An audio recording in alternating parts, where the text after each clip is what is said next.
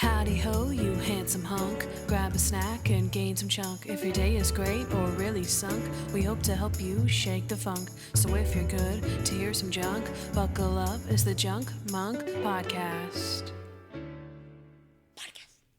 Hello and welcome to the Junk Monk Podcast. I'm your host, Kandyce Sloane, who you know from Instagram at Hardens and Hardhats. And I'm Noah, your co-host, you know from at Noah Hernandez. If this is your first time listening, let us fill you in. We are watching and reviewing every episode of the USA hit TV show Monk right here each week. And we are going to do so while eating a little bit of junk. So, me and Kandyce are about to get our junk food delivered by Phobias. Well, he's going to deliver it during junk time. Mm-hmm. So we're waiting patiently. Okay. Mm-hmm. Also, you must know I have seen every episode of Monk. I'm a huge fan, started watching in 2007, and for the most part watched it as it aired. I've seen seasons 1 and 2, and those we've done on the show, and a few scattered here and there in different seasons. So, if we're ready to start the show, Toby, put down the spatula and take it away. Here's what happened. Okay, guys, this is our season 7 wrap-up. 16 weeks ago, we started season 7, which is crazy, which obviously we'll get into the episodes and their titles later, but just think like Buys a House, how long ago that was our season premiere. That is crazy. That was a very long time ago. So I'm excited to get back into, just wrapping up this season. And as always, we're going to go over all of our things like the stuff we've learned about Monk this season, his past, his phobias, his highs and lows. So are we ready to get started? Yes. All right, let's start with Monk's past. What did we learn about his past during season 7? Okay, I have. His dad took him to football games and told him that the players were talking about him. Yes, he says that in a meeting with Dr. Bell. Mm-hmm. That is so sad. Why would you do that? Okay, we get to see Monk reliving his glory days of running. And Mr. Monk takes a punch, mm-hmm. right? He has solved 99 cases up to the point of his 100th case, which obviously is a plot hole. Yeah. But that's the premise, so yeah, there you go. It's fact now. Yes, okay. We also learned in the 100th case that 2 years ago, they tried to cut Monk out of the budget. Stottlemyre apparently went ballistic, he said. Mm-hmm. He punched a hole through a wall or something. And didn't he say he was going to, lay down his badge or something? Yeah, like he was going to quit. If Monk wasn't back on or something. Exactly, and then, punched a hole. Yeah, I thought that was whoa, that's crazy.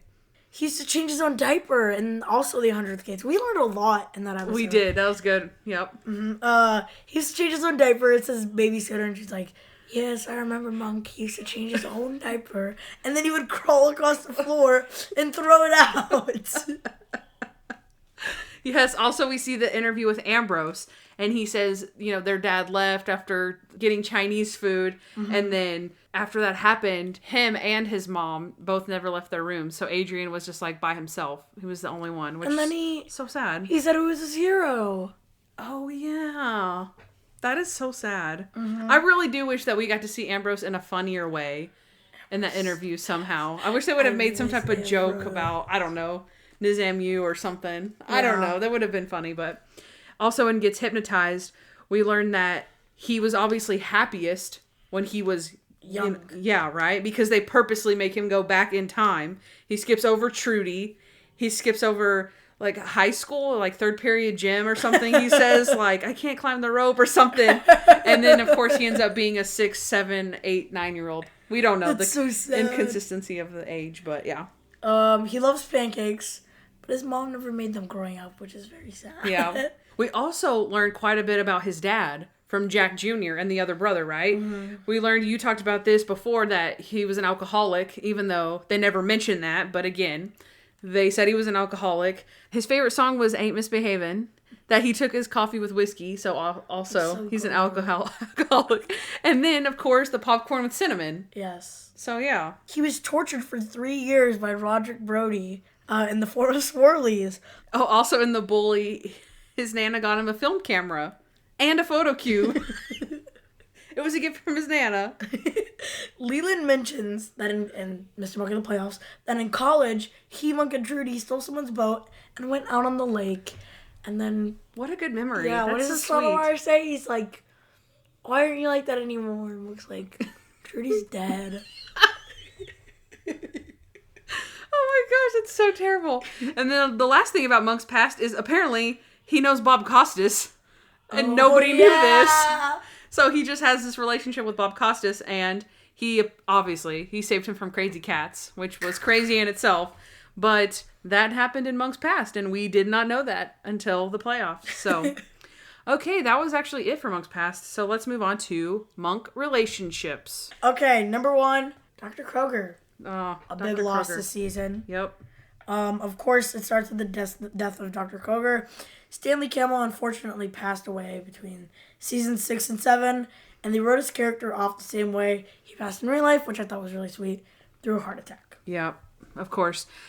And then some final thoughts on Dr. Kroger. His final appearance was actually in Mr. Monk Paints His Masterpiece, where he had helped Adrian take up a hobby. Dr. Kroger, he really was becoming more impactful in season 6, I think. Mm-hmm.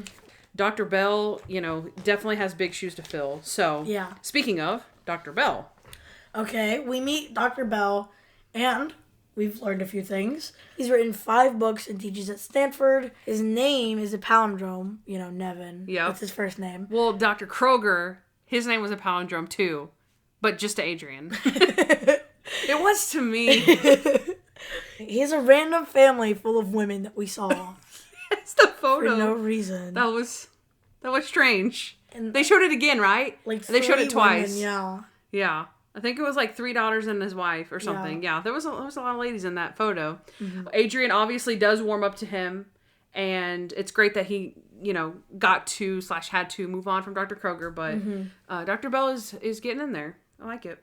Next step for his relationship is Kevin Dorfman. We see the unfortunate end of Kevin in the Magician episode. He'd been working at Torini's, the magician, as an accountant.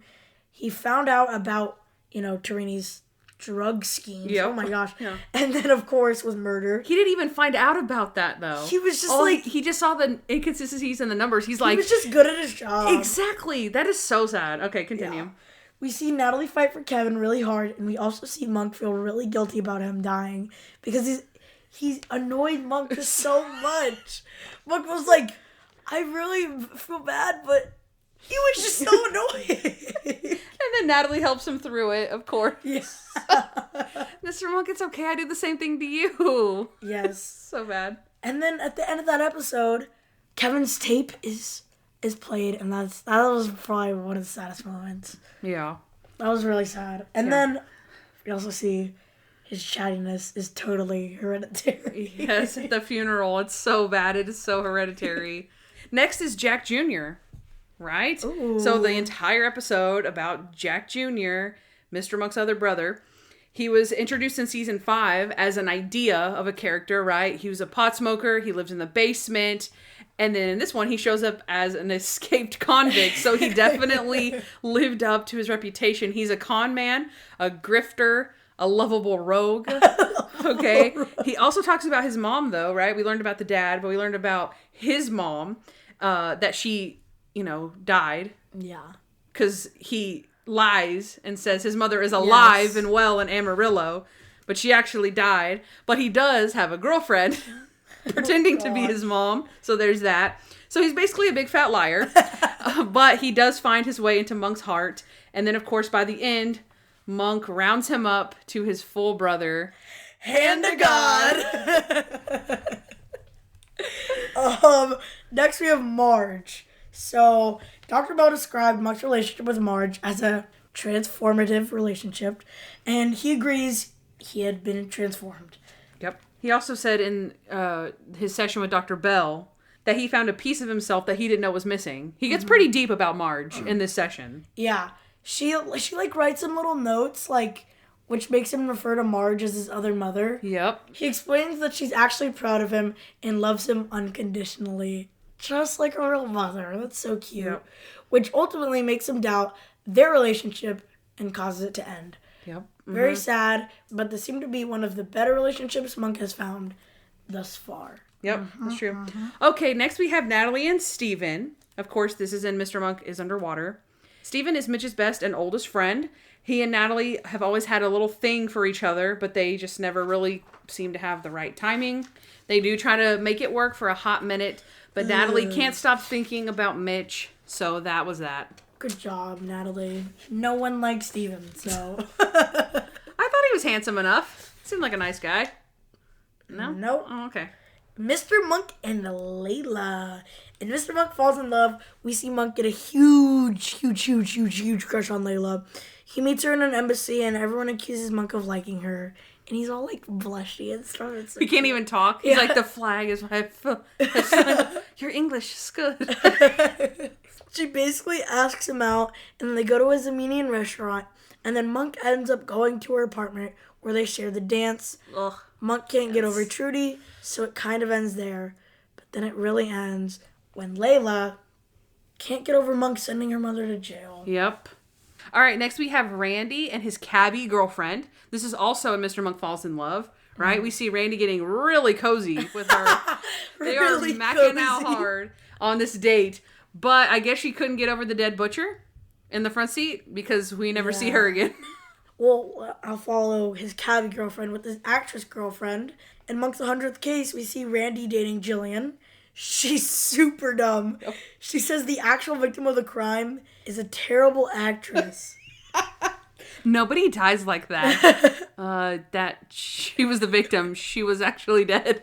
Oh my gosh. Although she seems nice enough, and James Novak keeps flirting with her and even kisses her, she really doesn't give him the time of day. She has the cringe scene at the end, though, where she gets fake shot, so maybe that's the end of her. Hopefully. Golly. Hand to God. Okay, and then we have, I added this one, Stottlemyre and no one. Okay. That was messed up. In The Miracle, we learned that he hasn't gotten a date since Linda, and his son Jared wasn't even talking to him. But of course, we do see the phone call at the end, so that was good. At least Jared was calling him. But overall, not a great year for the captain. Yeah, for real. In the family and love department. So, okay, next we have just a few things about Trudy and Trudy's case. Do you want to go? Okay, sure. I'll start with Trudy and Trudy's case.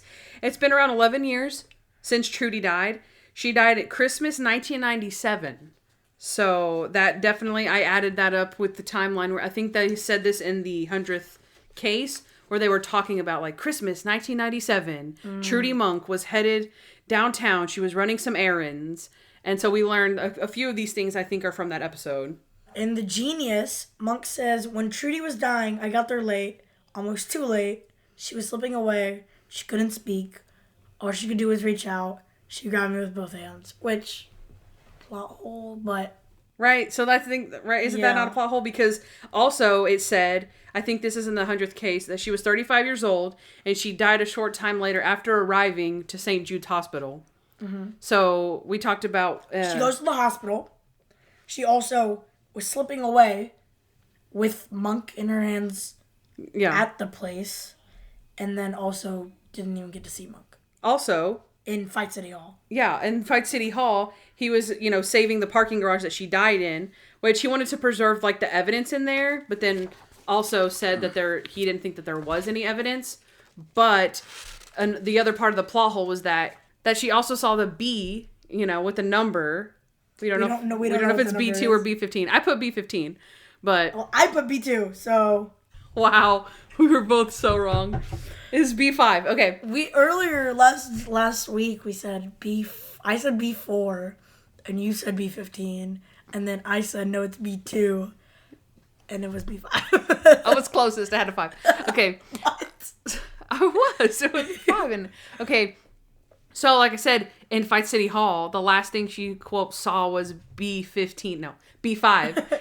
And so that's another inconsistency because did she die at the hospital or did she see it? We don't know. It's a lot. But nevertheless, they tried to give us some Trudy stuff, even though it was very inconsistent. And then that's it for Trudy. We only have the badge left, and we have one single thing about the badge. What is it? It takes a punch. We see Monk almost give up any chance he has at ever getting his badge because he gives up on the fitness test. Luckily, he has Ray Regis and helps him keep his consulting status. Yep. Okay, so that was it for Monk's past, the badge, relationships. Trudy, relationships. Now we're in our likes and dislikes, also known as lows and highs. We're gonna start with the lows because we like to end on the high note because the lows can get pretty low. That's true. So, do you want to start off or do you want me to start? With our little countdown? Yes. We're gonna do our top 3. You can start. Okay. All right. So our number 3 low is going to be Monk getting shot. Okay. As hilarious as it was, Monk was a huge pain throughout this entire episode. He blamed Natalie for everything, even though most of it wasn't even her fault. He wakes up from his injury. He's already complaining about his legs, right? They're uneven. The great unshot. The unshot people in the room. The lead-free. Okay. He makes Natalie wait on him hand and foot. Then he pushes her past her breaking point where she's literally crying on the sidewalk. He is so mopey and so depressed. But he does come around and apologize in the end. But it's still definitely one of the lows in the season for sure. Okay, next we have number 2, planning the evidence. I thought this one was very, very big. Yeah. Because Monk's like past his breaking point. Monk just cannot solve the case against the genius and promised Linda Closter that he would. So he stoops down to the lowest low and Stottlemyre has to reel him back in, try and talk him down, calm him down. Then Monk still climbs through the window to plant the oleander powder. And for some reason, didn't think that the genius would figure him out. The genius really got into his head on this one. Yeah. It was pretty bad. All right, and then our lowest low this season is when Mr. Monk can't fall in love. Of course, Monk has a very big high with Layla when he develops her, the crush on her. Because he won't accuse her of the murder. He agrees to help her with the case. They basically go on that date. Then he goes to see her and tell her that he can't see her anymore. Then they share the dance. Then it gets too real for Mr. Monk. And he starts cleaning his wedding ring. I was so...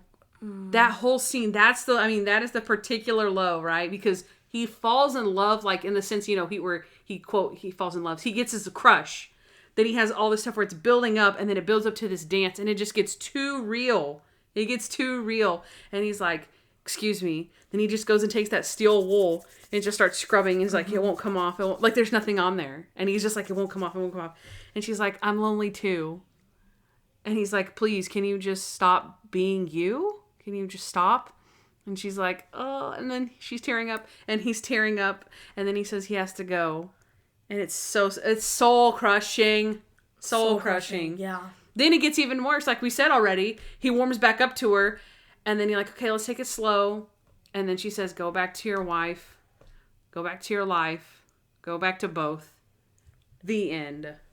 All right, that was quick and sweet. Lows. Okay, let's get to the highs. Number 3, Monk and Marge. Okay, this relationship was, again, really good for Monk. It was so sweet. Marge, subdued his quirks. She was a replacement mother to him. This was not only a high because he was happy to be with Marge, but the fact that he did act like a fairly normal person in itself is a huge, huge high for Monk. Yeah. Everything she did impressed him, and everything he did impressed her. They were adorable for sure. And this is a great one to kick off highs. Yeah, for sure. Okay, next is number 2, the bully's marriage. Right? We're talking about personal highs for Monk, okay? When was Monk the happiest out of this entire season? And this has to be one. You cannot deny how happy he was in this episode. Whether you agree with the morals of why he was so happy, this is absolutely one of those times he was so happy, so happy. After he figures out that his longtime bully's marriage is crumbling, he is on cloud 9. He's got the huge grin on his face, throughout the whole thing. The prison swirl is like, Natalie, prison swirls, you don't even want to know what a prison swirly is. His pro bono comeuppance, the flower that he sticks in his little lapel pocket, and for sure he was one happy camper in this one. I do wish we could have seen him do the cartwheel. We had to suffer through the cartwheel by proxy. Yes. We didn't even get to see Natalie do it. God, that would have been funny. Can you imagine? He's trying to help her. Natalie, come on. Just like this. Woo, swoop. Don't forget to say we. Okay. Numero uno is Mr. Monk being hypnotized. Yep. This had to have been the hands down, hand of God, hands down, the happiest we've seen Monk all season. He's purposely transported back to a time when he was carefree, found a frog named Hoppy, loved pancakes, and man did it work. He was making fun of everything he was doing, making fun of everyone, cooties, Heine. He was essentially wish-fulfilling this entire episode, so how could it not be the happiest moment he could have been in? Of course, it's short-lived like all his happy moments, but still the biggest high of the season. Yep. That was, it of course, is so hilarious for us, but very, very happy for Mr. Monk. All right, it's already time for our next segment. Mm-hmm. He's the guy. Okay, I'm ready for this one. This is where it gets exciting. We get to hear our favorite and honorable mention celebrities. Okay, so Noah actually made a new category up. I did. Okay, so first we're going to do like normal, where this is our honorable mention and favorite, he's the guy. So he's the guy is actually like the actors who play the people. But like a character would be Monk. Yeah. So we're going to have our favorite, he's the guy, and then we're going to have our next one is going to be, we'll tell you in a minute. We'll tell you in a minute, right? What do you mean? Or do you want to, we'll do these first. We'll do our he's the guys first. Okay. Okay, so do you want to go first or do you want me to go first? How do you want to do it? I'm going to go first because I'm actually changing mine. Okay. My honorable mention is Steve Zahn. Oh, okay. Who is Jack Jr. I really liked him because he played a big role and he wasn't like, just another villain. Which, I mean, because, he's not like my favorite actor in the world. But, he was in Diary of a Wimpy Kid, something I grew up with, and that's why he's my honorable mention. Go ahead, Kandyce. Cool. Okay, my honorable mention is Steve Valentine. Oh, from The Magician. Yes, I had to give it to The Magician. He helped make this episode a standout, in my opinion. Like, y'all know, I've really liked the Magician episode. I feel like they could have gotten any other actor to, like, do that. Like, they could have done, like, Howie Mandel or, like, Stanley Tucci. Mm-hmm. But Steve Valentine, like, he looked the part. His accent, like, British accent, his persona, he had the black, slicked back hair. Like, he looked like a magician. It was all very, very on point. Mm-hmm. So, I think he did a fantastic job. I agree. Steve Valentine as the magician. Kandyce, now, for season 7, my favorite celebrity guest star is Julie Bowen. Julie Bowen, nice, okay. I actually switched them because I had my heart set out on Steve Zahn being my favorite, but I've been rewatching Modern Family, Kandyce. She's so good. She is so good. She is so good. I love Julie Bowen, and oh my gosh, she deserved it. Hands down. I don't care what you say. Well, she also had to do the twin thing. Mm-hmm. She had to act as herself, as a different. Yeah. She had to act as two different characters with like nobody sitting there. Yeah. Maybe they had like a stand-in or something, but they have to do it. Where they piece it together and everything. So that's always impressive whenever people can play that off. Well, and when they're not really even acting with somebody else. So that's a good one. I like that one. Mm-hmm. Okay, my favorite, he's the guy, has to be Eric McCormick. You know this. I just absolutely love Eric McCormick. He is obviously James Novak in the 100th episode. Oh. Okay. He is a great villain. Okay. I thought he was very cunning and smug. I love that they used him in the 100th episode because I personally love him so much. But I thought that making him the TV host was a good touch. And that they hosted it in his house, so he got to be in the episode the whole time. Yeah. I really, really liked that. So I thought that was a really great use of him, in my opinion. So, but yes, Eric McCormick, my favorite. Julie Bowen, that's a good one, too. All right, next is honorable side character. Yes, honorable mention side character. So, this is a character that doesn't necessarily have anything to do with the actor, just the character. Noah made this up. So, this Noah. This could be villain. Oh, my favorite villain was the genius. This could be favorite side character. And my honorable mention side character is Marge. Marge, okay. Yeah. She was so cute. Yeah, she was.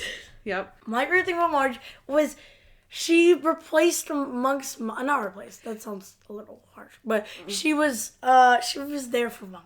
Mm-hmm. And she was still free from the end, even though, that whole spiel happened. Yeah. But she was always just a good mother figure for Monk. And I really loved her. Yep. Okay. I am going to go with my honorable mention side character is Malcolm O'Dwyer. And this is the lotto guy from Mr. Monk's Lotto Fever. Okay. Oh my god. We were all so sad to see him die. Oh. Right? So to me, that just shows how much of a good side character he was. Because you were like, oh, this guy was cute and funny. And then he died. I forgot about him. Yeah, that's a good one, right? That is such a good one. I love his, like, genuineness. And then his lucky numbers. Like, he had this whole algorithm and everything. And then, of course, he had his tiny little scissors. You're going to make me cry. And he has his tiny scissors. And they're like, do you own a pair of scissors? And he's like, doesn't everyone? He's like, they're right there in the drawer. And they're like these little tiny green scissors. Kid scissors. Kid scissors. And then he makes fun of the captain. Because he's like, how many lottery tickets do you buy? And he's like, 20. And he's like, oh, you're really shotgunning there, huh? It's so bad. And he's like, all I need is one ticket. Because I got my lucky numbers. And he's like, oh, how much money have you won? He's like this year or of all time? He's like, how about of all time? He's like, 0. So good. Such a good side character. I love it. That's my honorable mention. Okay. My season 7 favorite side character was Chet. Mr. Monk makes the playoffs. Oh my gosh, Chet was the bomb. He was so funny. He was Monk's best friend. Yep. He was Monk's best friend. You chose Monk's mom and his best friend. Yeah. His replacement best friend and his replacement mom. That's so funny that you chose them. Chet is just, he's too golden to not be my favorite. I love you, man, Chet, if you're out there listening to this. Do you need a Band-Aid? Nope, here's your Band-Aid. Oh, go, no. So gross. Oh my gosh. Okay, y'all ready for my favorite side character this season? Go, go, go. The vampire from the Morbid Cafe. Okay, it's impression time, ladies and gents. Sit back and relax. Okay. It says, oh, Natalie. What a delicious name. Why are you talking like that? I don't know what you mean, but I see we go to the same tailor. We'd like to talk to you about a woman named Cassandra Rank. I believe she used to work here. Yes, Cassandra Rank. A most delectable young girl. I remember drinking her blood. It was a most exquisite aperitif. She was killed 2 days ago. Someone strangled her. What? Are you serious? Oh my god. You must have thought... This is a job, right? I mean, this is not real blood. This is makeup. Oh, man. Stuff I said about drinking her blood. Oh, crap. When did she work here? About a year ago. And she split. I mean, nobody stays here that long. Yeah, and there was another woman named Barbara McFarland. She worked here, too, didn't she? Yes, Barbara McFarland. She had a very delectable neck. I'm sure of that. In fact, I am positive. She was killed too. Oh, come on. Why did you just say that? Now I look like a monster. A real monster. And I'm not. Oh, hell.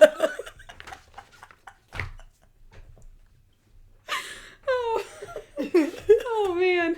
That is, I die every time I see that. My favorite, absolute favorite is the pause. It's like, yes. He's like, okay, this gives me the green light to go back into character. And he's like, oh, crap. Are you kidding? I look like a freak. All that stuff I said about drinking your blood. Okay. I'm getting hot. All right. Time to move on to...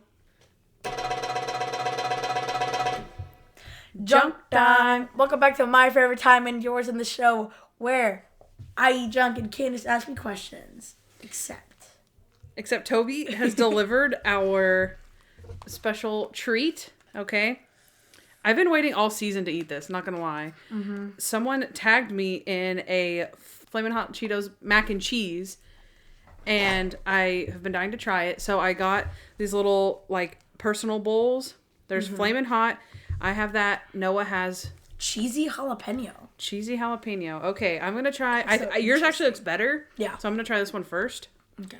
How is it? Is it hot? Mm-hmm. It is a spicy meatball. I love Flaming Hot. So... Mine's not bad. I want to try yours. yours. Is super jalapeno. Isn't bad? No. But it tastes like jalapenos, right? Mm-hmm. It tastes like jalapeno. Careful. Yours is super cheesy. Mm-hmm. This one's not cheesy. That's good. This is good. Tastes like ramen. These were actually in the last Mystery Monk box. Really? Mm-hmm. I found the big boxes, though. So you could make them and make the whole box. Wow. So yeah, whoever got it, make sure you let us know what you think. I like it. Mm-hmm. Speaking of, let's go ahead and discuss what our favorite junk was throughout the season. Mm-hmm. We're going to get an honorable mention junk and a favorite. So, we have Sprite Cranberry, Oreo Cheesecake, S'more Cereal, Caramel Corn with Peanuts, Christmas Cookies, Beef Jerky, Brownie Bites. That was the same day. Mm-hmm. Those weren't bad. That was just a little impromptu snack we grabbed there. The Beef Jerky actually was good. Remember, we sat there after the show and ate the whole bag. Yeah, we ate the whole thing. We forgot to eat it during the show, and then afterwards we ate the whole thing. Fettuccine and ham sliders. That was really good. We did the banquet and lean cuisine meals. No, that was fun. That was a really good one. Mm-hmm. We did the cheese ball for our 100th. That was made real wrong. We ate some after the show though. Yeah. And it wasn't bad. It wasn't terrible. It really wasn't. It just, I know we made it wrong. That was way too much dust. Mm-hmm. Also, just standard Oreos, birthday cake soda, because that was our first junk ever. Big Red and pancakes. That was my sad little cold pancake. Oh yeah. Saved for like 12 hours. Nacho fries and pixie sticks. Chex Mix, fudge Pop-Tart bites. Those were good, but the strawberry ones are better. And last season, my number one was the Pop-Tart bites. That's true. So, BLTs. That was good. A lot of avocado. Oh, yeah. We have the moon pie. The Zagnut. Oh, remember we talked about how they were so monkey. Mm-hmm. The Girl Scout cookies, the French toast. Oh, yeah, the Toastiers. The ice pop thing. The Icy Pop. Mm-hmm. DQ. I remember that. It was cold. Oh, yeah. You had cold DQ? Okay. Yeah. I'm not going to lie. That might be a contender for me. No. I ate Noah's Old Dairy Queen afterwards. I heated it up in the air fryer. That's not funny. It was so good. It was so good. Okay. I ate the fries, too. I'm not going to lie. What about the next one? Tres Leches cake. Same day. That was extremely good as well. Mm-hmm. Oh. Okay. Not going to lie, though. Was it a couple of nights ago, I left here, and on the way home, I wanted to stop at Walmart and get another Tres Leches cake. It was all I could think about. And Walmart closes now because they're 24 hours. They used to be 24 hours. They close now, so I couldn't stop and get it. Yeah. I had to settle for an Oreo shake at Jack in the Box. But it was good, but I was thinking about that Tres Leches cake. I was going to stop at Walmart at like midnight to go get one. So that could be up there too. This is the baby shower afterwards. The macaroons. Mm-hmm.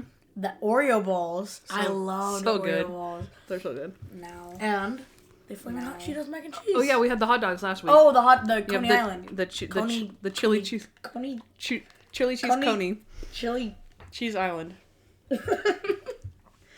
Okay, so out of all of these on the list, what are we thinking our honorable mention and favorite? Straight off the bat for me, honorable mention, S'more cereal.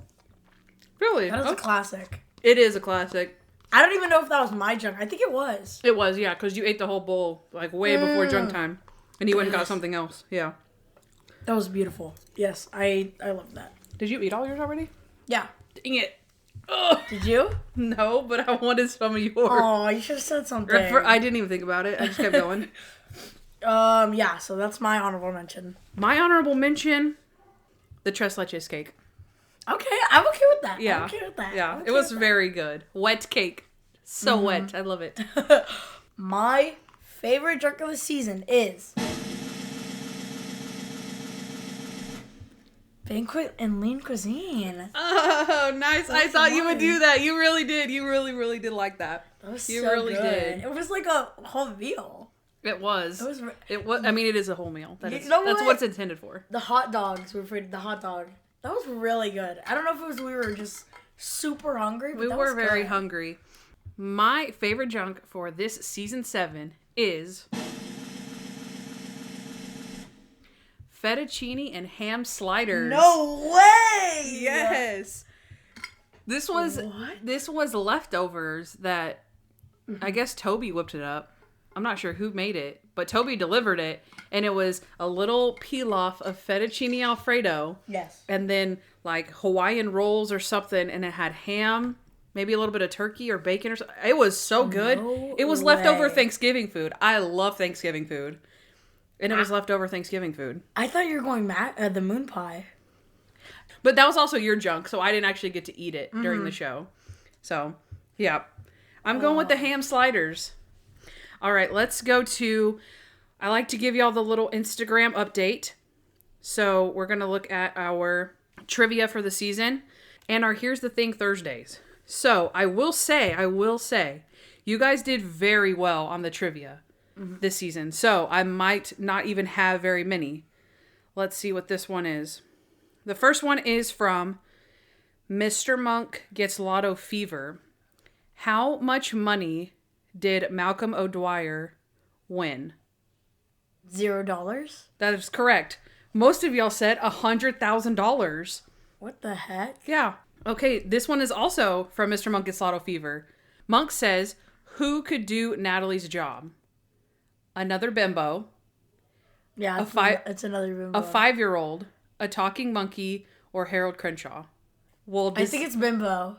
But does he actually say another bimbo? No, he cuts off and he's like another Bimportant person. Oh, bimportant. Yeah, Yes. I was like, what did he say? Yeah. So most of you said another bimbo, but actually he tells Dr. Bell in their session a talking monkey could do her job. Remember? And then he holds the number upside down and he's like, 91, number 91. He's like, it's actually 16. Okay, so y'all missed 2 on that one episode. Let's see what else we have. Here's a kind of close one. Why does Monk go see the hypnotist? To get over his phobias, to cure his depression, to remember the details of a case, to enjoy the little things in life. I am confident in saying D, to enjoy the little things in life. That is correct. Yeah. A lot of you said to get over his phobias. I mean, yeah, that's understandable. Okay, in The Miracle, Monk and Natalie dress up as what to talk to the captain? Monks. That is correct. Close one was elves. Okay, this was a tough one. From Mr. Monk and the Lady Next Door, which of these foods did Monk not eat in this episode? Carrots, eggs, muffins, spaghetti. I'm going to go with eggs. That is correct. Oh, thank God. He did not eat eggs. She made cranberry muffins. She told him not to play with the spaghetti, and then remember he was eating mixed vegetables, which had carrots in them. Yep. Okay, next one. You probably will get this one. In Mr. Monk Makes the Playoffs, what pages were seen out of order in the playbook? 23, 25, and 26. 36, 38, 37. 43, 42, 45. Or 56, 59, 57. I don't know.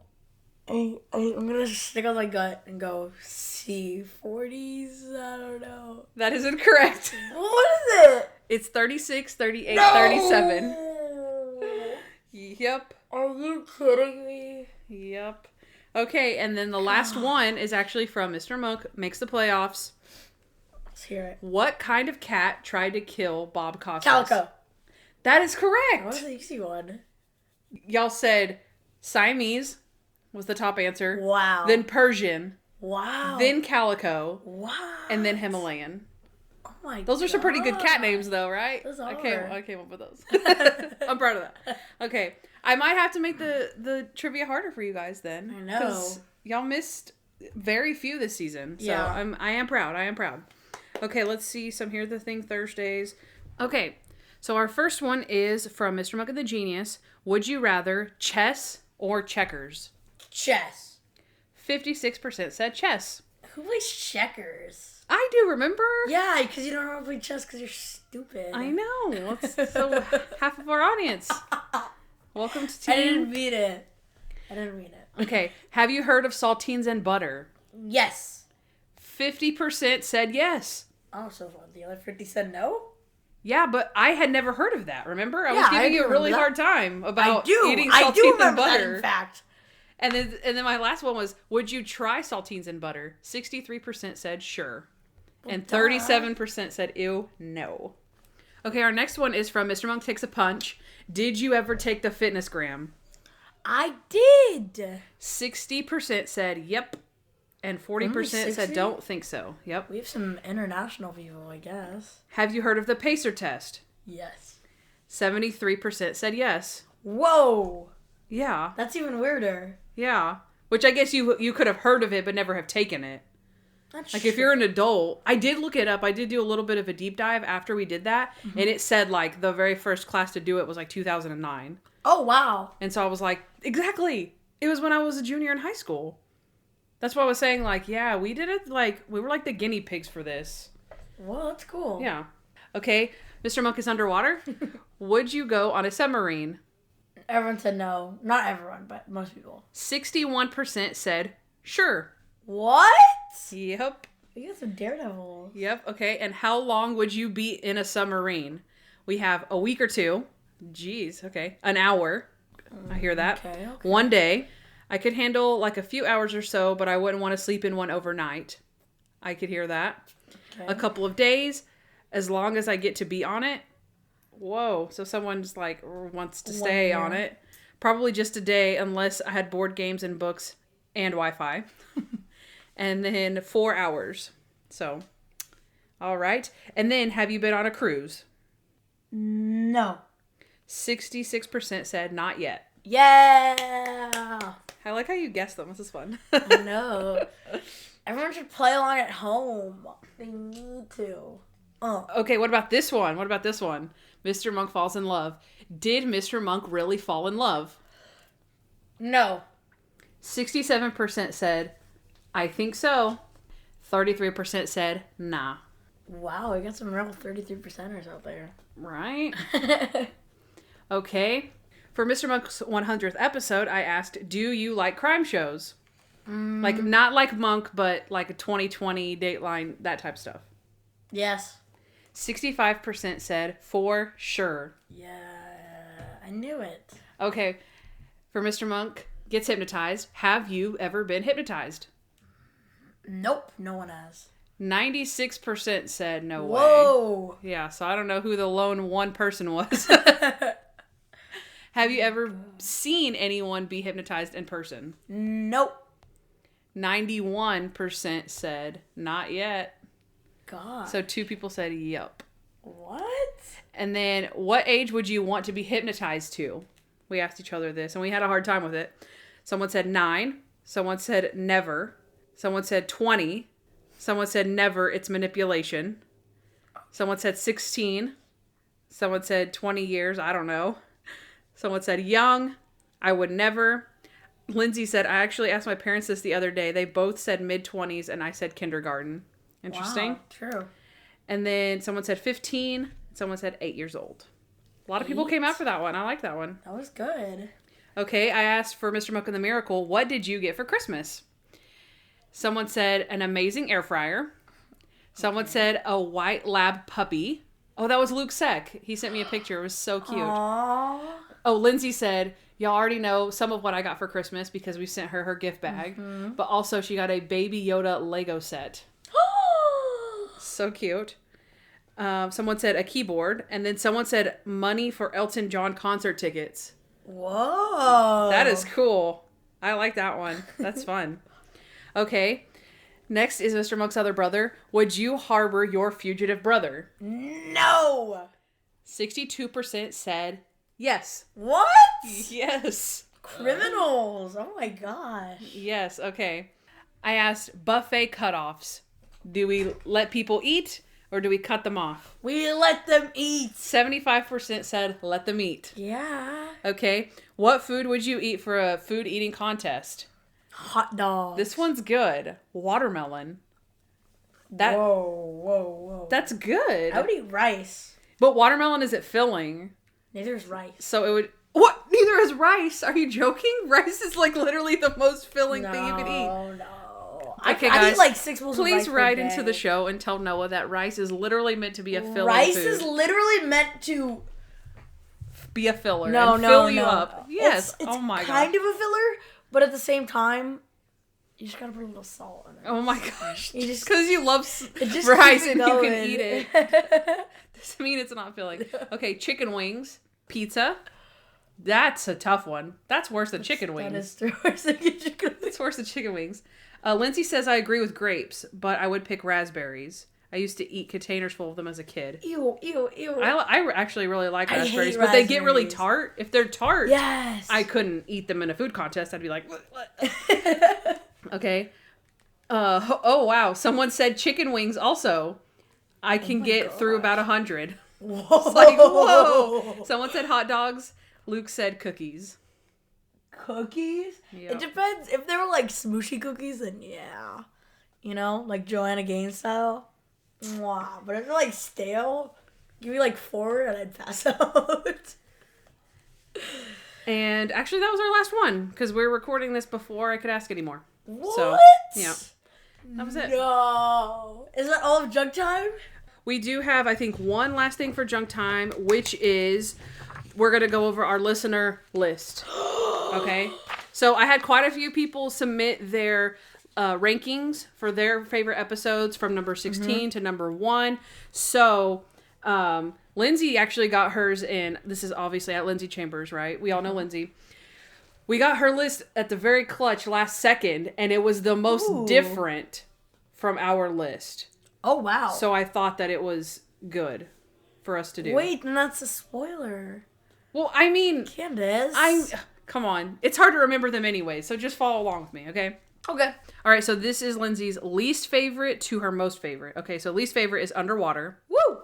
Okay, whoa, spoilers. Come on, spoilers. Okay, On Wheels, Wait, which one was that? where Mr. Monk's in the wheelchair. What? Okay, thank you. Okay, I'm going. Okay, Takes a Punch, Okay. Lotto Fever, Falls in Love, Other Brother, The Bully, The Genius, City Hall, Playoffs, Lady Next Door, Buys a House, The Miracle, Magician, Gets Hypnotized, and The 100th Case. That's Lindsay's list, okay? So we're going to compare it. It was the most different, so I was like, okay, let's do this thing. All right, so we're almost there, guys. Hang with us. Next, we're going to move on to plot holes. Okay, Noah, I love this. Is my favorite time of the show where you tell me where you are most proud of your plot hole and also your biggest plot hole of the season. Okay. My most proud of one is Natalie being terrible at the lotto. Yeah. It's just something you don't think about in the episode. Yeah. Because they try and throw you off the tracks with the whole, this guy's probably evil, but he ends up not being evil. So then it's like, oh, yes. why? Yeah. Good. You were totally on that. You were totally thought she was being makes a friend in. Like, oh, well, this doesn't make any sense because she's terrible at the lottery. This guy wants something from her. And then it ended up not being about that at all. So you're like, wait a second. She was terrible at the lottery. Then why? What was that guy doing? He was hiring someone who wasn't any good. I like that one. Thank you. That's actually good. And I would think of that as a more like surface level. Like, well, that's kind of weird. She's not any good at the lottery. But I liked the actual more inside that you gave to it. Okay, so mine that I am most proud of has got to be, this is really recent, but Mr. Monk and the Magician. I was pretty proud of this one because I figured it out when I was writing the synopsis.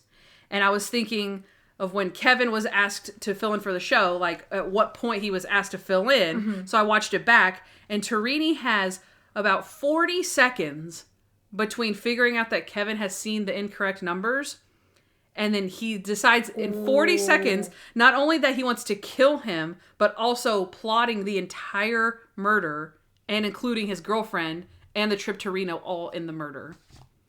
So I'm pretty dang proud of that one. That's a good one. That is 40 seconds of... That's a good one. No. Okay. Are you ready? Biggest plot hole of the season. I'll go. Okay.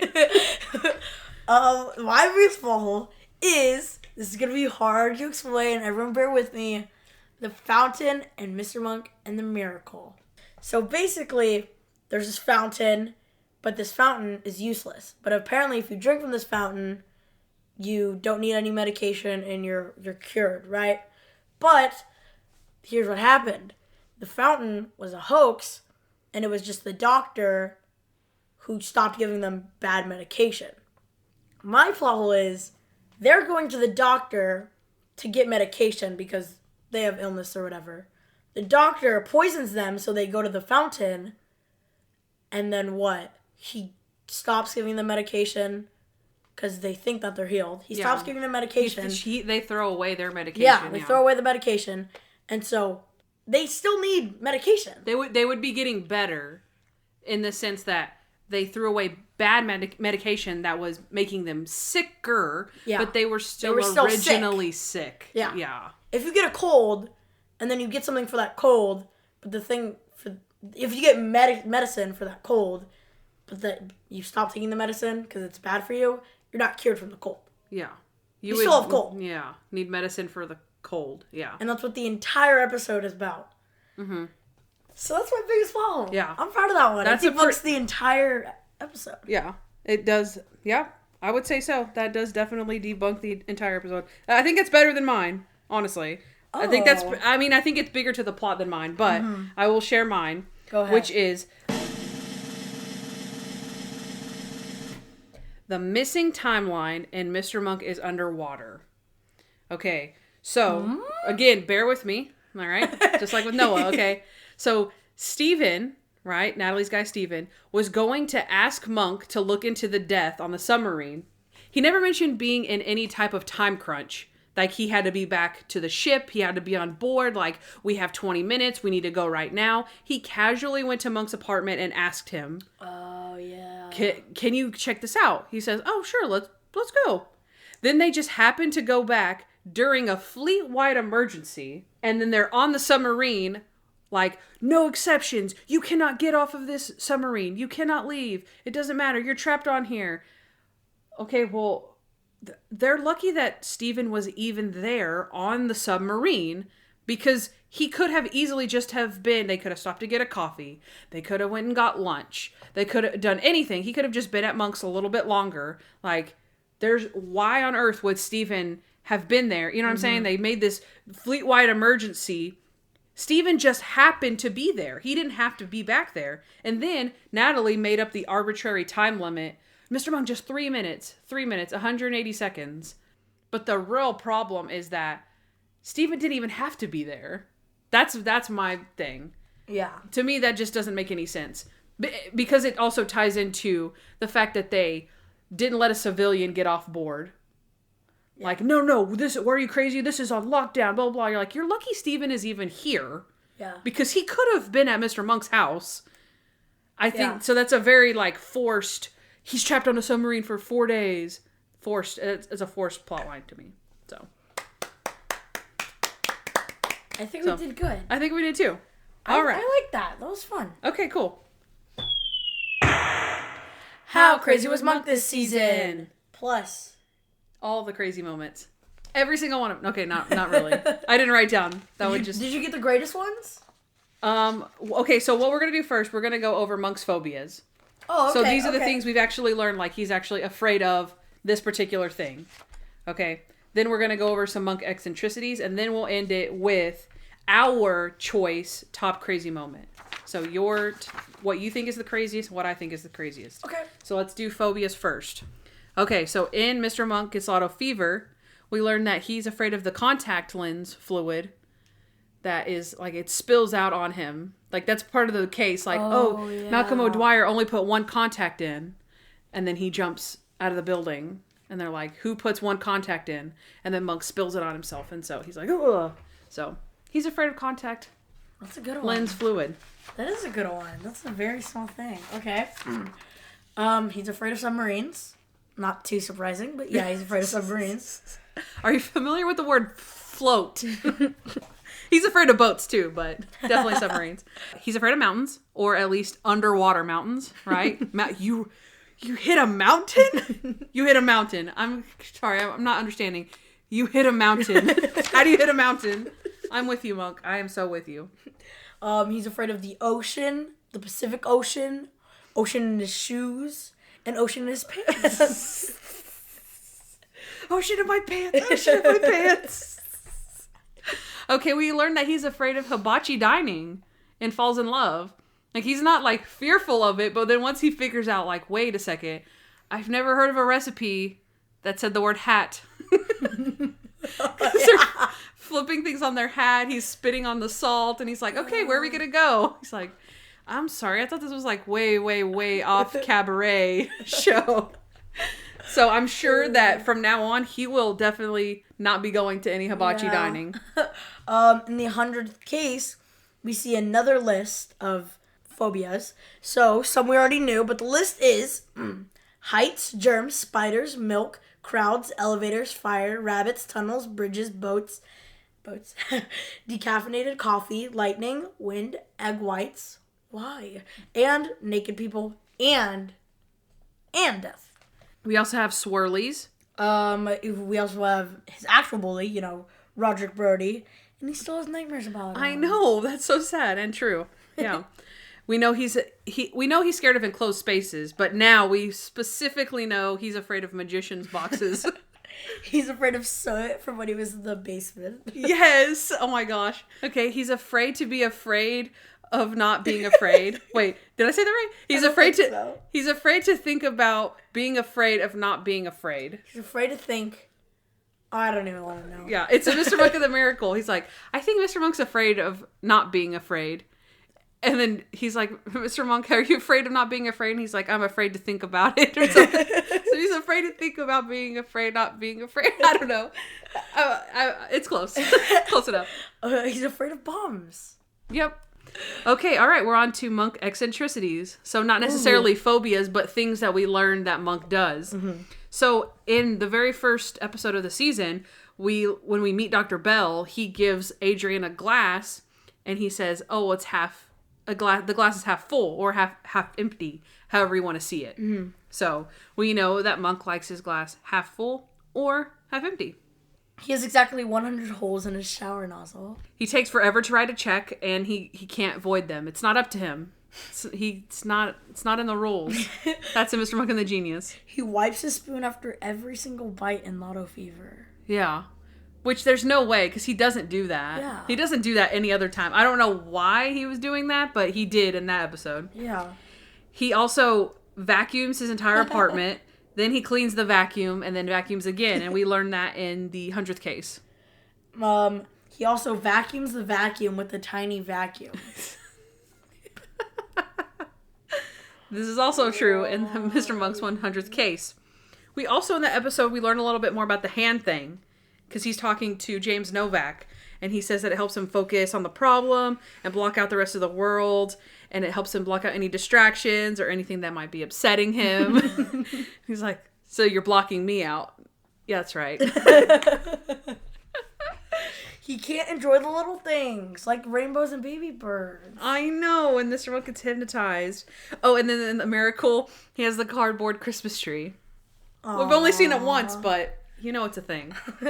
Monk's newfound love for the square tomato. Yep. Of course, that is probably the most famous thing on this list, I will say.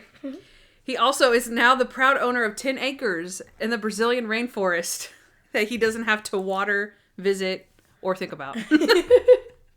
He will not walk at a no-walk sign. Yep, that's true. He's going to give it 30 more minutes.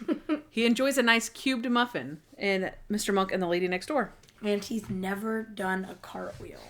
Yep, Mr. Monk and the Bully. He's never done a cartwheel. Crazy. So sad. Okay, now we're on to our choice crazy moment. What do you have for us, Noah? Okay, my choice crazy moment is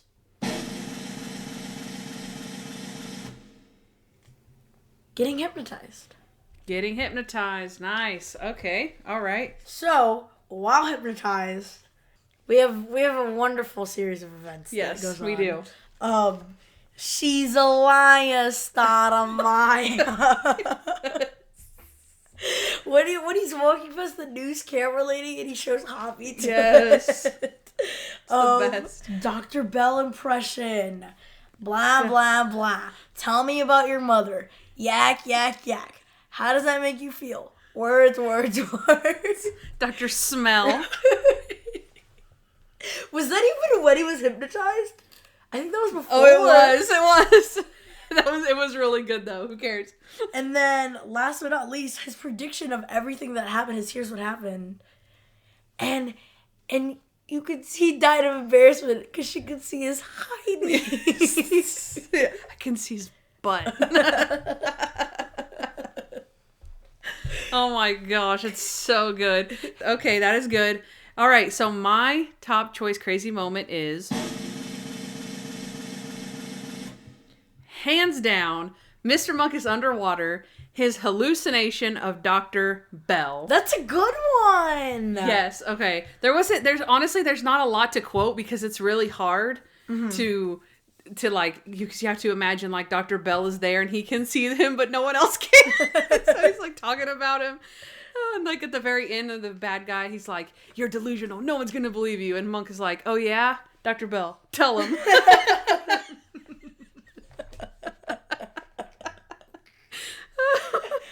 That's so funny.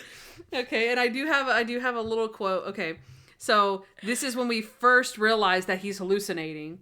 So this is Monk. He says, "Honestly, I don't know what I'd do if you weren't here." Dr. Bell, "Yes, it's quite fortuitous. I heard you were on a submarine, and I thought you could use my help. So I climbed on board just as the ship was going underwater. What do we do now? We're going to take it one day at a time. You're doing very well in spite of your condition. I'd even say you're being rather heroic. Well, I have to be brave for Natalie's sake. She's just a girl. She's depending on me. Well, she's lucky to have you." That's true. What? Medal of Honor? I think that's a bit premature, Dr. Bell. Oh, gosh. Oh, man. And then, of course, at the very end, when he's like, "Dr. Bell, thanks, we'll see you later." And then Dr. Bell's on the other side of the bridge. He's like, "Adrian, how are you doing?" He's like, "Whoa, what? How did you do that?" And he's like, "Oh, Lieutenant Disher told me you were here, so I pulled up." And he's like, "How did you get here?" He's like, "Oh, I parked just right out there." And he's like, "I know, but okay, wow, that's crazy." And then he's like, "Why don't you tell me all about your trip?" And he's like, "But you were just there. It just happened." It's like, yes, I was. The mind works in crazy ways. It really does. So good. Has to be the most crazy moment this season, I think. I love that. Okay. That was a good one. All right, guys. We're on to our final segment.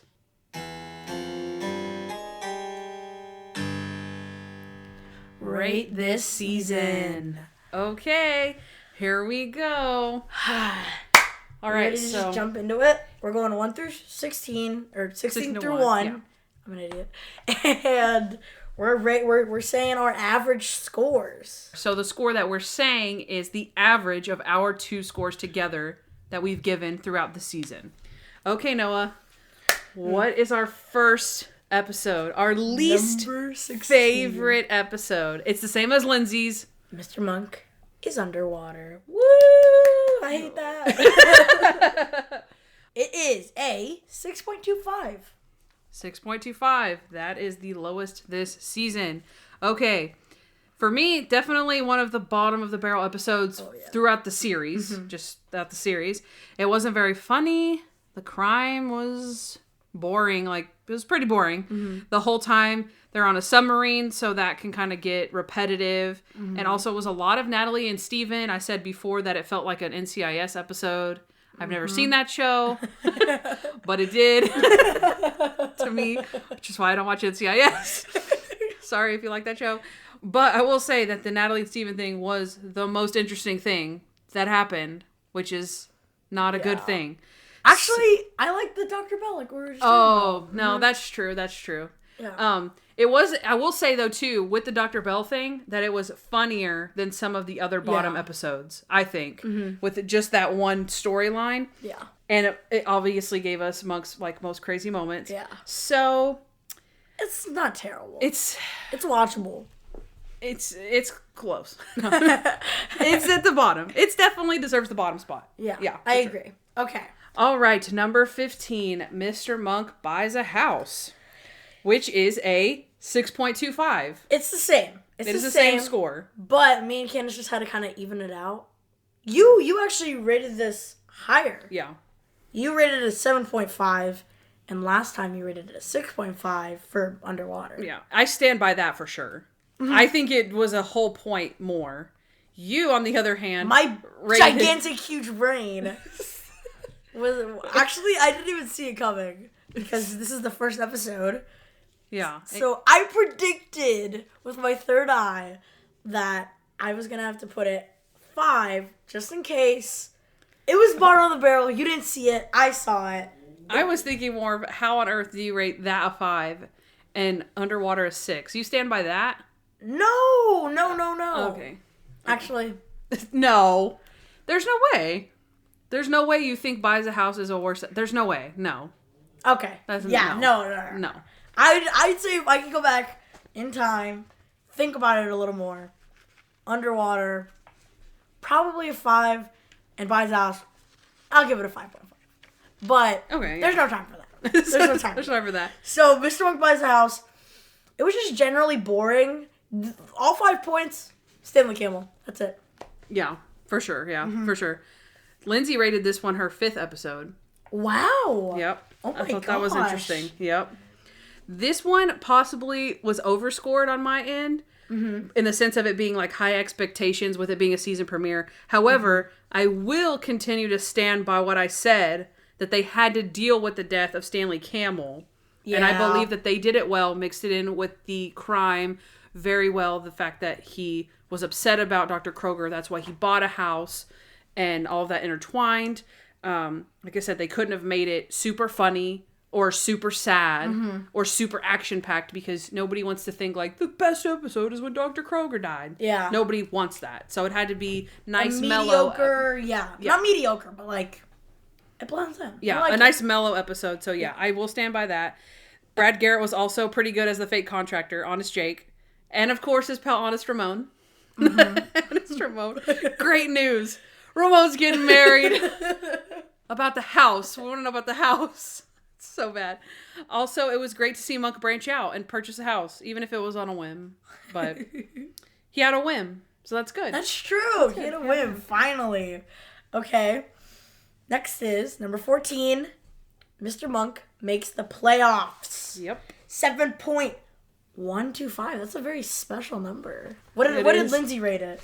It was Lindsay's number 7. Oh my gosh. So 7 places away from ours. That is, I'm telling you, it's so different. It's so different. Is that not wild? I think I underscored this one. I'll be honest. Thinking back on it now, you got my boy Chet. Yeah. Oh, that's true. You have. I actually like this one. You said you didn't like it because they never get to the game. Well, I said originally when I watched it, I didn't like it because I wanted them to be at the game, and then the whole thing happened in the parking lot. But now watching it back, I'm okay with the fact they don't get to the game because I know. Also, so now I just kind of take the episode for what it is. On Instagram, I think it could have been more football. If you want to know more about Kandyce, she's at Hardens and Hardhats on Instagram. And if you I did like the whole tailgating. I love the tailgating. Yeah, that's true. Mm-hmm. It was because it was just part of the football experience. If they give us just a little bit more. With your questions, comments, also too, I feel like this was also towards the end. This was episode 13 in the season. And so by the time we were getting to this end, we had to, well, is it better than this one? Was it less good than this one? Yeah. So then you had to get really specific, like, okay, well, 0.5, 0.25. Yeah. So like, I rated this at 8.25. I could honestly, but if this was at the beginning of the season, I could see it being like a 7.5. Yeah. But again, we had to fit it in. So I will stand by what I said on this one being a great buddy comedy for Monk and the Captain, though. Yes, so much real bonding time. Yes. And not with Natalie. So it was good for Monk. I wish Monk had been able to go to the game, as I pointed out, in Fight City Hall. But it still was overall good for their relationship, just in general, that they get to be together. And Stottlemyre coming around and seeing that, you know what, he is my best friend. I'm going to go down here and help him solve the case. Of the epic scene at the end with the playbook. Yeah. That was really cool. And Randy with his upside down TV and his pizza. That was good. Did you have anything else to say about this one? Yeah, the crime was a little lousy. That's it. The limo driver, and he kills him, and he leaves him on the chair. Mm-hmm. It was a little obvious. Mm-hmm. Just a tad bit lousy. But, it is what it is. Mm-hmm. Yeah, I agree. 14. I agree with that. What I was going to say is this episode had a bonus feature. And it was actually pretty good. You should go check. I think someone put it on YouTube. I don't know how good the quality was, but I watched it on the DVD before I sent it out in the Monk box.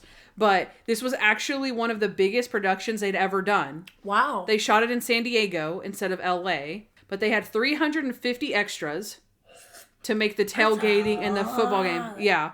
The wardrobe department, if you think about the episode, the wardrobe department had to make all of the jerseys. Like all of those jerseys that you see, they had to make home jerseys. They're fake, right? Yeah. And visitor jerseys.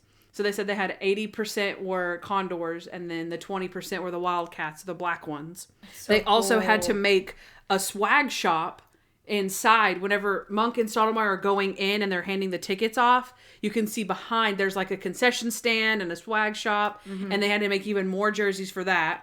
And then all the people tailgating, you can see in the special feature, like, how they staged the whole, like, explosion. Yeah. And, like, how they were particularly laying all the things, like, just crooked. And Tony was in there, like, well, I think he should be... This was a really interesting one. When the guy who's laying on the chair... Yeah, the dead guy. Yeah, he has like a wig on and everything, and Tony is over there like, well, I think he should, look more slobby. Like, he should have like a beer, maybe have some chips on him to make him look like, he's just like a drunk partier. Yeah. And not just like laying there. Like, Tony's like putting his hands on all the stuff. It was pretty cool. It was really interesting. That's so sick. And so, yeah, I do recommend that on YouTube. And then also, if you won the Mystery Monk box, that's on your DVD. So check it out. All right, let's go on to the next one, which is number 13. Mr. Monk and the Lady Next Door. How? This one got a 7.375. Wow. I'm looking at my rankings for everything right now.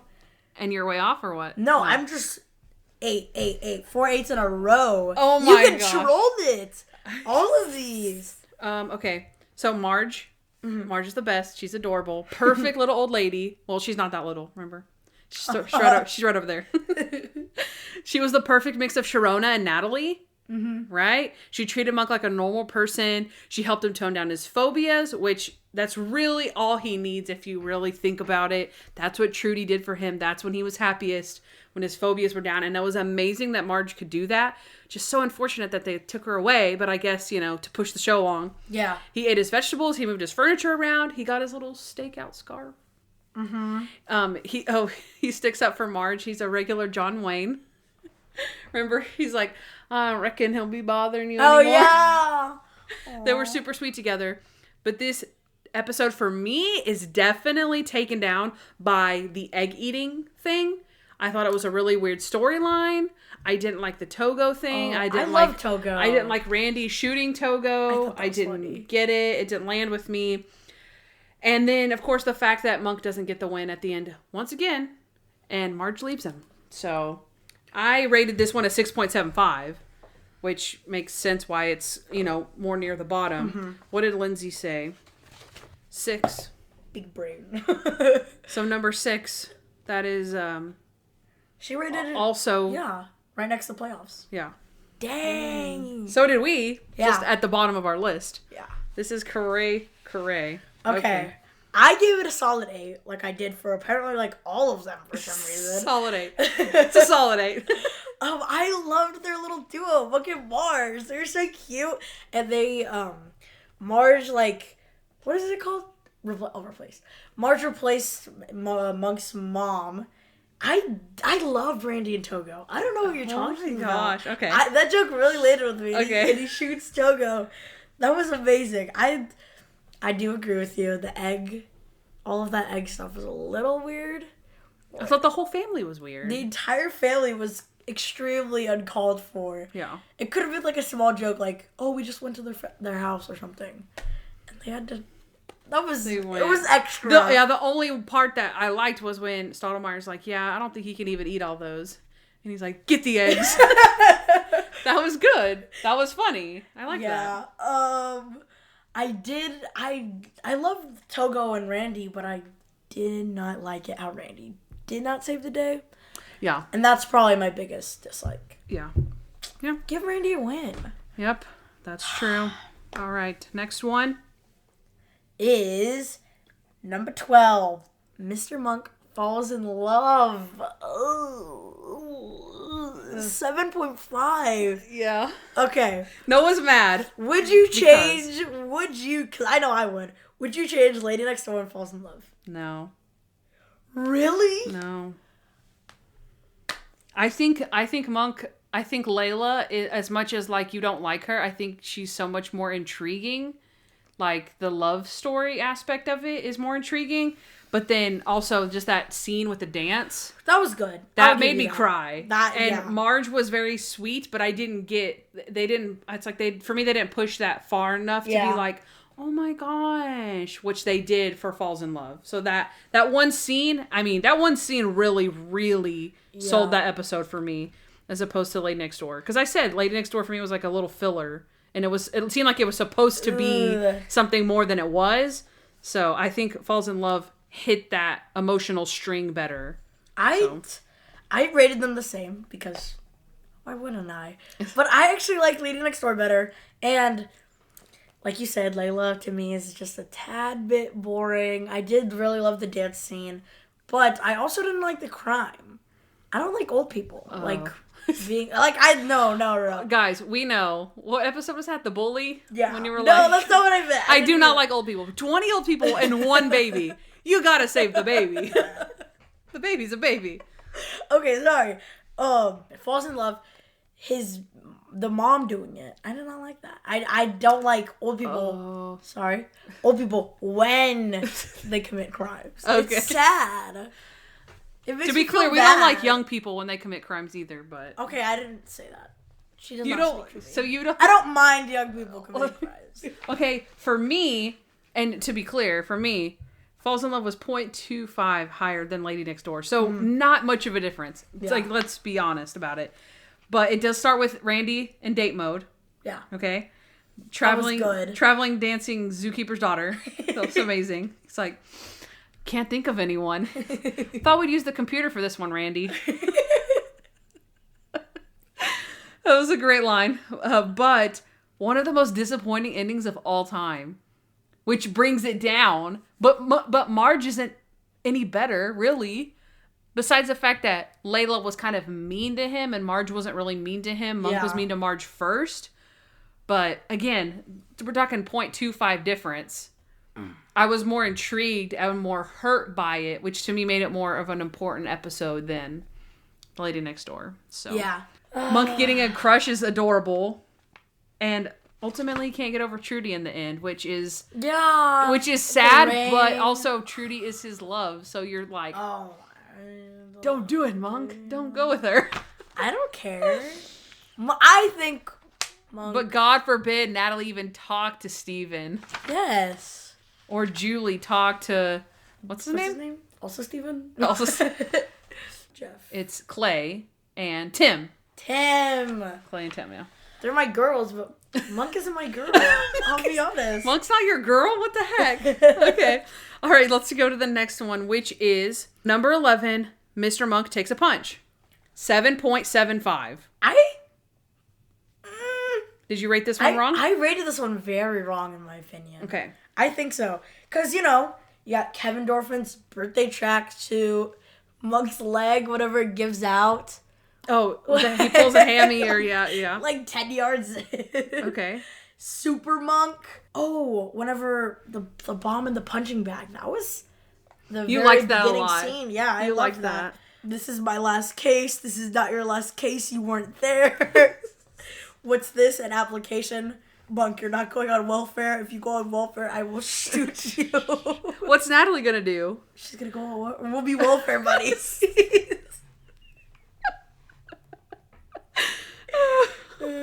Wait, so you think you rated this one wrong? You rated it too high or too low? I think I rated it a little too high. Oh, okay. This one is comedy for me, but the crime... Do you even remember what the crime was? I don't. I can't remember. It was complicated. It was the guy who had filmed the deodorant commercial. They had filmed the deodorant commercial in his house, and he had stolen art hanging up. So he tried to kill Ray Regis so they would never air the commercial. And yeah, so it was very twisted, but also very non-memorable. And that's what, whenever we were doing the episode, I was like, this episode's not very memorable. And then you were like, oh my gosh, I can't believe you'd say that. And then you had rated it lower. And you were like, oh, I didn't know you were going to rate it so low. I think I should give it a 9. And I was like, whoa, you can't give it a 9. And I said, but if you sound like you like this episode a lot. If you want to give it an 8, I'll let you. And he said, okay, I'll do that. I'll give it an 8. And then now you're saying, no, I'm an idiot. I think I rated this one a little too high. But honestly, I think I rated Takes a Punch. I think for me, this was a 7.5. Mm-hmm. I liked it better than Falls in Love. It was funny. I agree. It was... But you didn't like it better than Lady Next Door. No. But you rated it the same. So yeah, I would put Lady Next Door 11, Falls in Love 13, and Takes a Punch 12. If that makes sense. Yeah. Okay, Lindsay rated this one. This is her number 14th episode. Mm-hmm. So number 14, number 11. Not too bad. Okay, number 9 and number 10 are a little confusing because they're a tie. Yeah. But we don't know really what to put above each other. It's not an obvious one like Underwater and Buys a House. So we're just gonna hash it out right now. Okay. Are you ready, Kandyce? What if we have the same? Like, then we won't hash it out. We'll just agree on it. Frick, yeah. Okay. I didn't think about this. Wait a minute. You want to tell them the episodes? Agree. The episodes are Bully and Other Brother. Kandyce rated the Bully higher, and I rated the Other Brother higher. This is true. I rated him 8.5 for the Bully and a 7.5 for the Other Brother. I mean, I know what I would say, but like you said. Okay. 1 is Bully, 2 is Other Brother. Put it behind your back, and we'll spin our spinny chairs. Okay. Okay, ready? 3, 2, 1. Okay, good. Okay, because I just want to take some punch you. You're about to take some punch me. Okay, number 10 is Mr. Monk and the Bully. Yeah. With Kandyce rating it higher than I did with an 8.5, and me rating it an 8, evens out to an 8.25. Duh. And, Kandyce, what did you like about this one? Okay, Julie Bowen. That gives it a lot of brownie points. I agree. And talking about the Other Brother, Steve Zahn gives that one brownie points. So I know I'm mixing these two together, but I think Steve Zahn carries his episode more than Julie Bowen carries hers. So to me, that's where my logic is coming in. Oh. Right? So love her. The twin thing was certainly unexpected after 7 seasons of Monk. So finally. It was a great twist that they finally used it. Yes, I actually really liked it. I loved the aunt and the aunt, the fingernails, Giddy Monk with his photo cube from Nana, his spoon trick, his little fake happy hands, got the flower in his pocket. We had a good Natalie scheme where she's like, we take our pictures, like 1, 2, 3. Thanks. Monk was just so happy with his pro bono comeuppance. Still not a super memorable one for me, but I like it. I still like it for sure. I don't know if it deserves an 8.5. TBH. I don't. I really? Yeah. I mean, again, this was one at the end, guys. So I'm trying to fit it in. You know what I mean? I'm trying to fit it in between all the things. So I think it's sitting pretty at number 10. I like that. Yeah. I loved, Julie Bowen. S.O. You know what? D. Cartwheel by proxy. I told you it was twins. Randy, you always say it was twins. Natalie Teeger, designated handshaker. And they did the twin thing. Yeah, that was awesome. Yep. Also boring.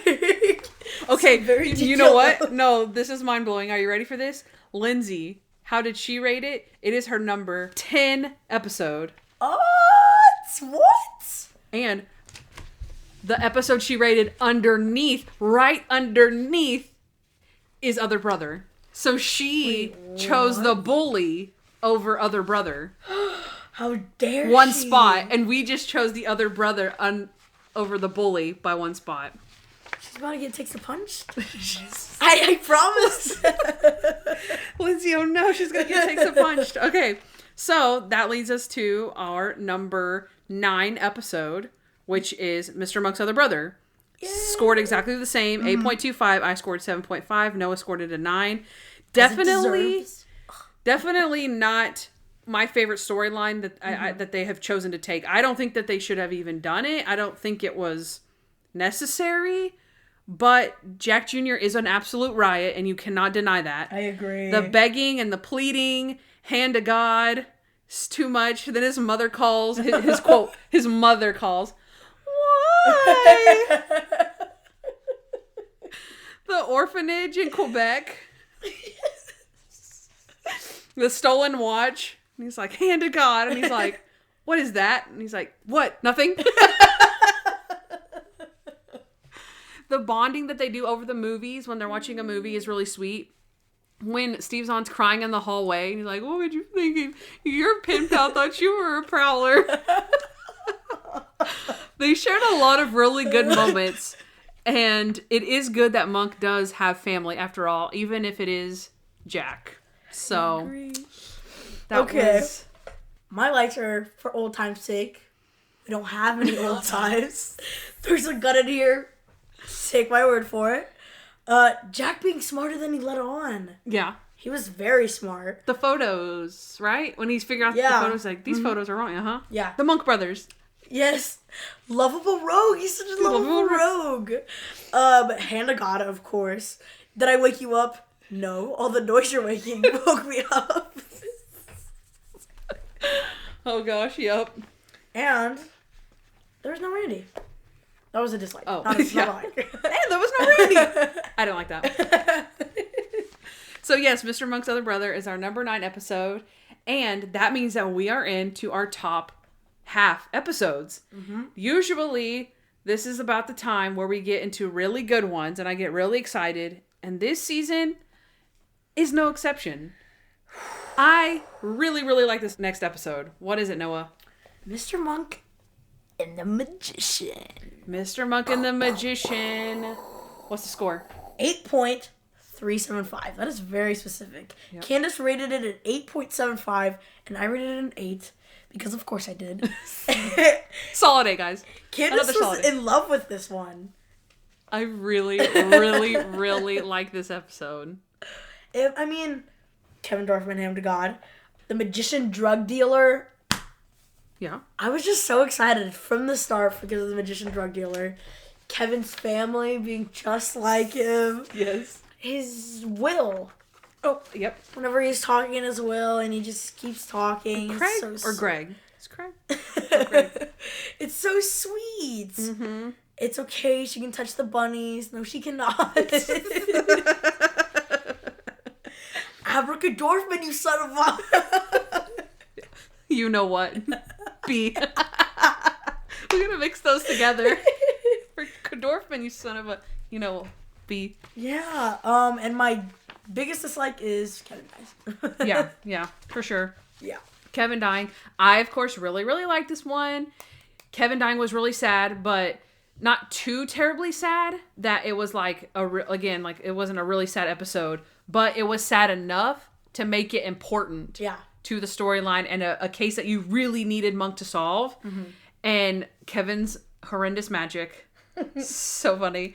And as I mentioned already, of course, I really, really, really like the magician, Stephen Valentine. So I think he was an excellent foe for Monk, the best we've seen since episode 2. And his magic was really, really cool. I was impressed by every single trick. And, of course, I think the magic added to the mystery. Mm-hmm. Monk is a mystery show. The magic is its own mystery. And the two of those combined, it could have been very, very gimmicky. And I think it was darker. Mm-hmm. Darker than being... And even with Abracadorfman, as goofy as Kevin was, it was like, that was their play. Like, that was their playtime. To be like, oh, look how goofy magic is. But the real magician brought the magic. Yeah.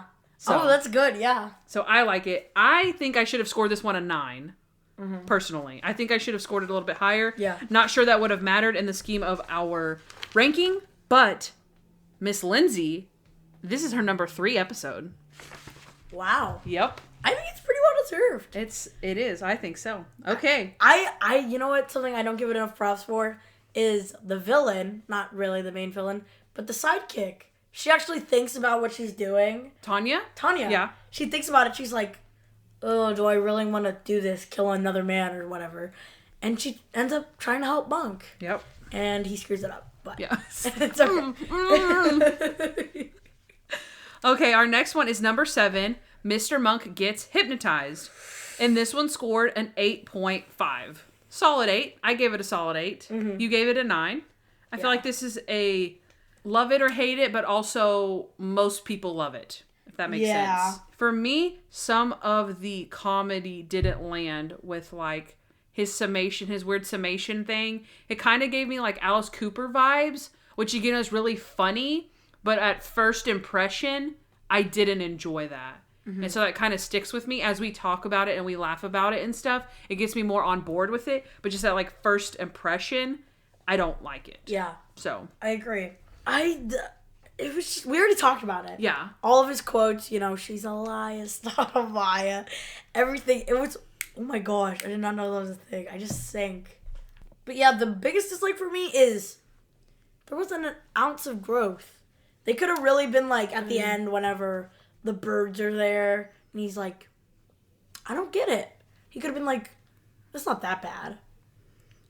You know? I feel like we could have given him a little bit of growth. Yeah, but again, that means the hypnosis worked, and I don't like that. That would defeat the whole purpose of the episode. Well, I mean... Or maybe he goes at the end to Dr. Bell and they have a session, and he makes him realize, like, he helps him with something that, like, maybe he learns a lesson from doing the hypnosis, but not that the hypnosis itself is what helped him. Mm-hmm. Like, you see, you don't need that to be happy, or you know what I mean? Something like that. That would have been good. I will give you that one. I agree. Yeah, that's good. Or Natalie maybe talking to him about it. Something, yeah. So, of course, Monk being hypnotized was obviously one of the highlights of the season. It is super, super funny. All the crazy things we've mentioned so far. My favorite always is Hoppy. And the whole scene, though, in the police station where he calls her facelift. He's scotch taping his face. His no TV theory. Like, there's no way she could have lived out there for 3 days with no TV. She would have died. And girls can't beat up boys. It's a scientific fact. And you're stupid. You're all stupid. And I'm running away to France with me and Hoppy. He's not stupid. Hilarious. We also had Disher McGum. However, the crime was lacking. And the plan was all right.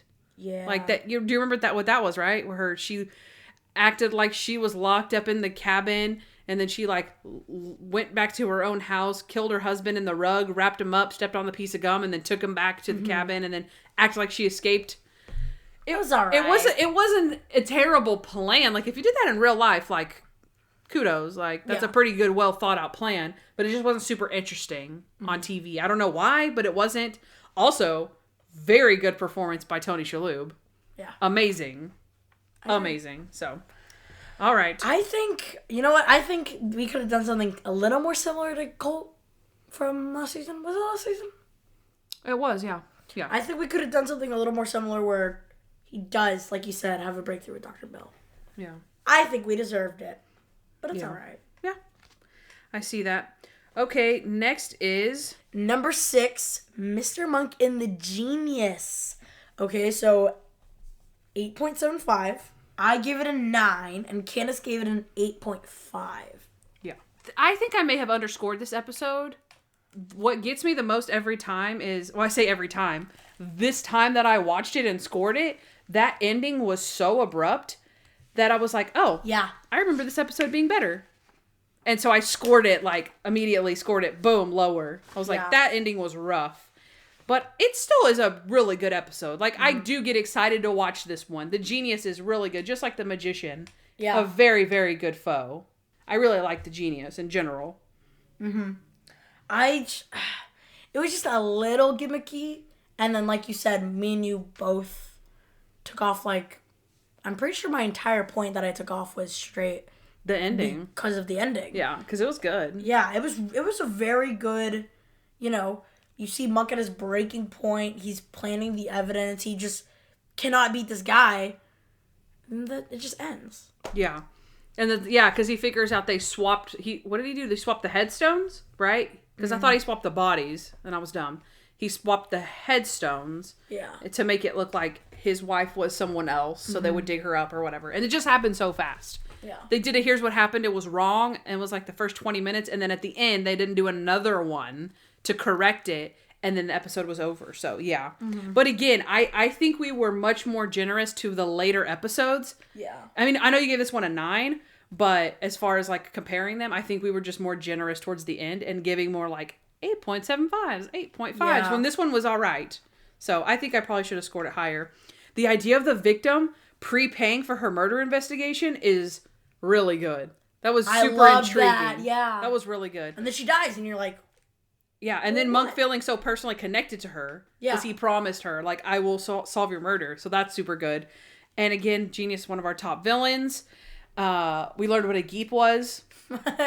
And that Julie could do some hardcore flirting. She could. Oh my god. Yep. And then let's see what Lindsay rated this one.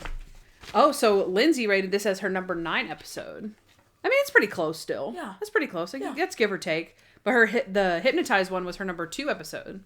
So, and we rated that number 7. That's a pretty intense difference. I agree. The next one is number 5, Mr. Monk Gets Lotto Fever. Oh, this one is an 8.925. This one, I love this episode. It is one of my faves that I recall on being a favorite episode. And I watched it again and it did not disappoint. I love Natalie getting the spotlight for once, and then Monk being jealous of her is so funny. I know a lot of people are like, oh my gosh, Monk is so mean, like he's so petty, whatever. It's funny. Monk being jealous is hilarious. And Natalie's diva status is off the charts. Yeah. Right? Do you remember the scene? She's like, did you get my email about my idea? He's like, what?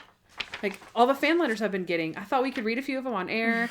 Well, I don't think we really have time for that. Sure, we have time. I'll just pick the lotto numbers faster. Well, you see, Natalie, the show's about the numbers. That's why people are watching.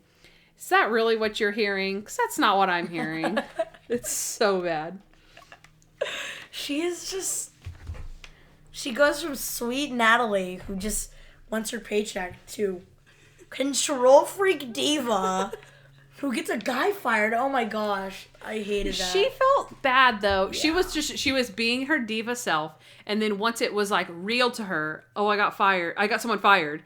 She was like, oh my gosh, no. Please don't do that. Please don't do that. Like she totally switched her attitude. Yeah. So I think she learned a lesson. As soon as it happened, she was like, no, I didn't know this actually was like consequences to my actions. I was just being that way.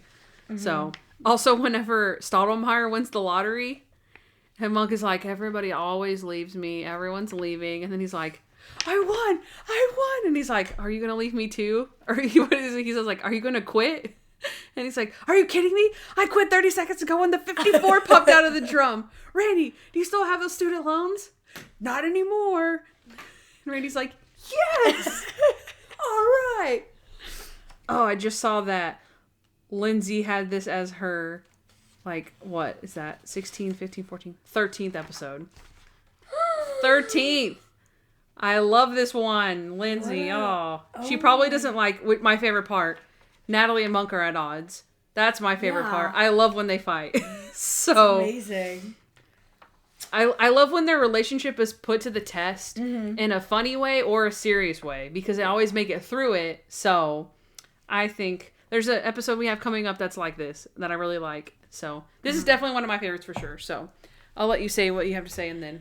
Okay, you guys know that the beginnings of episodes always sell it for me, or sometimes they don't. But, punching bag, all that.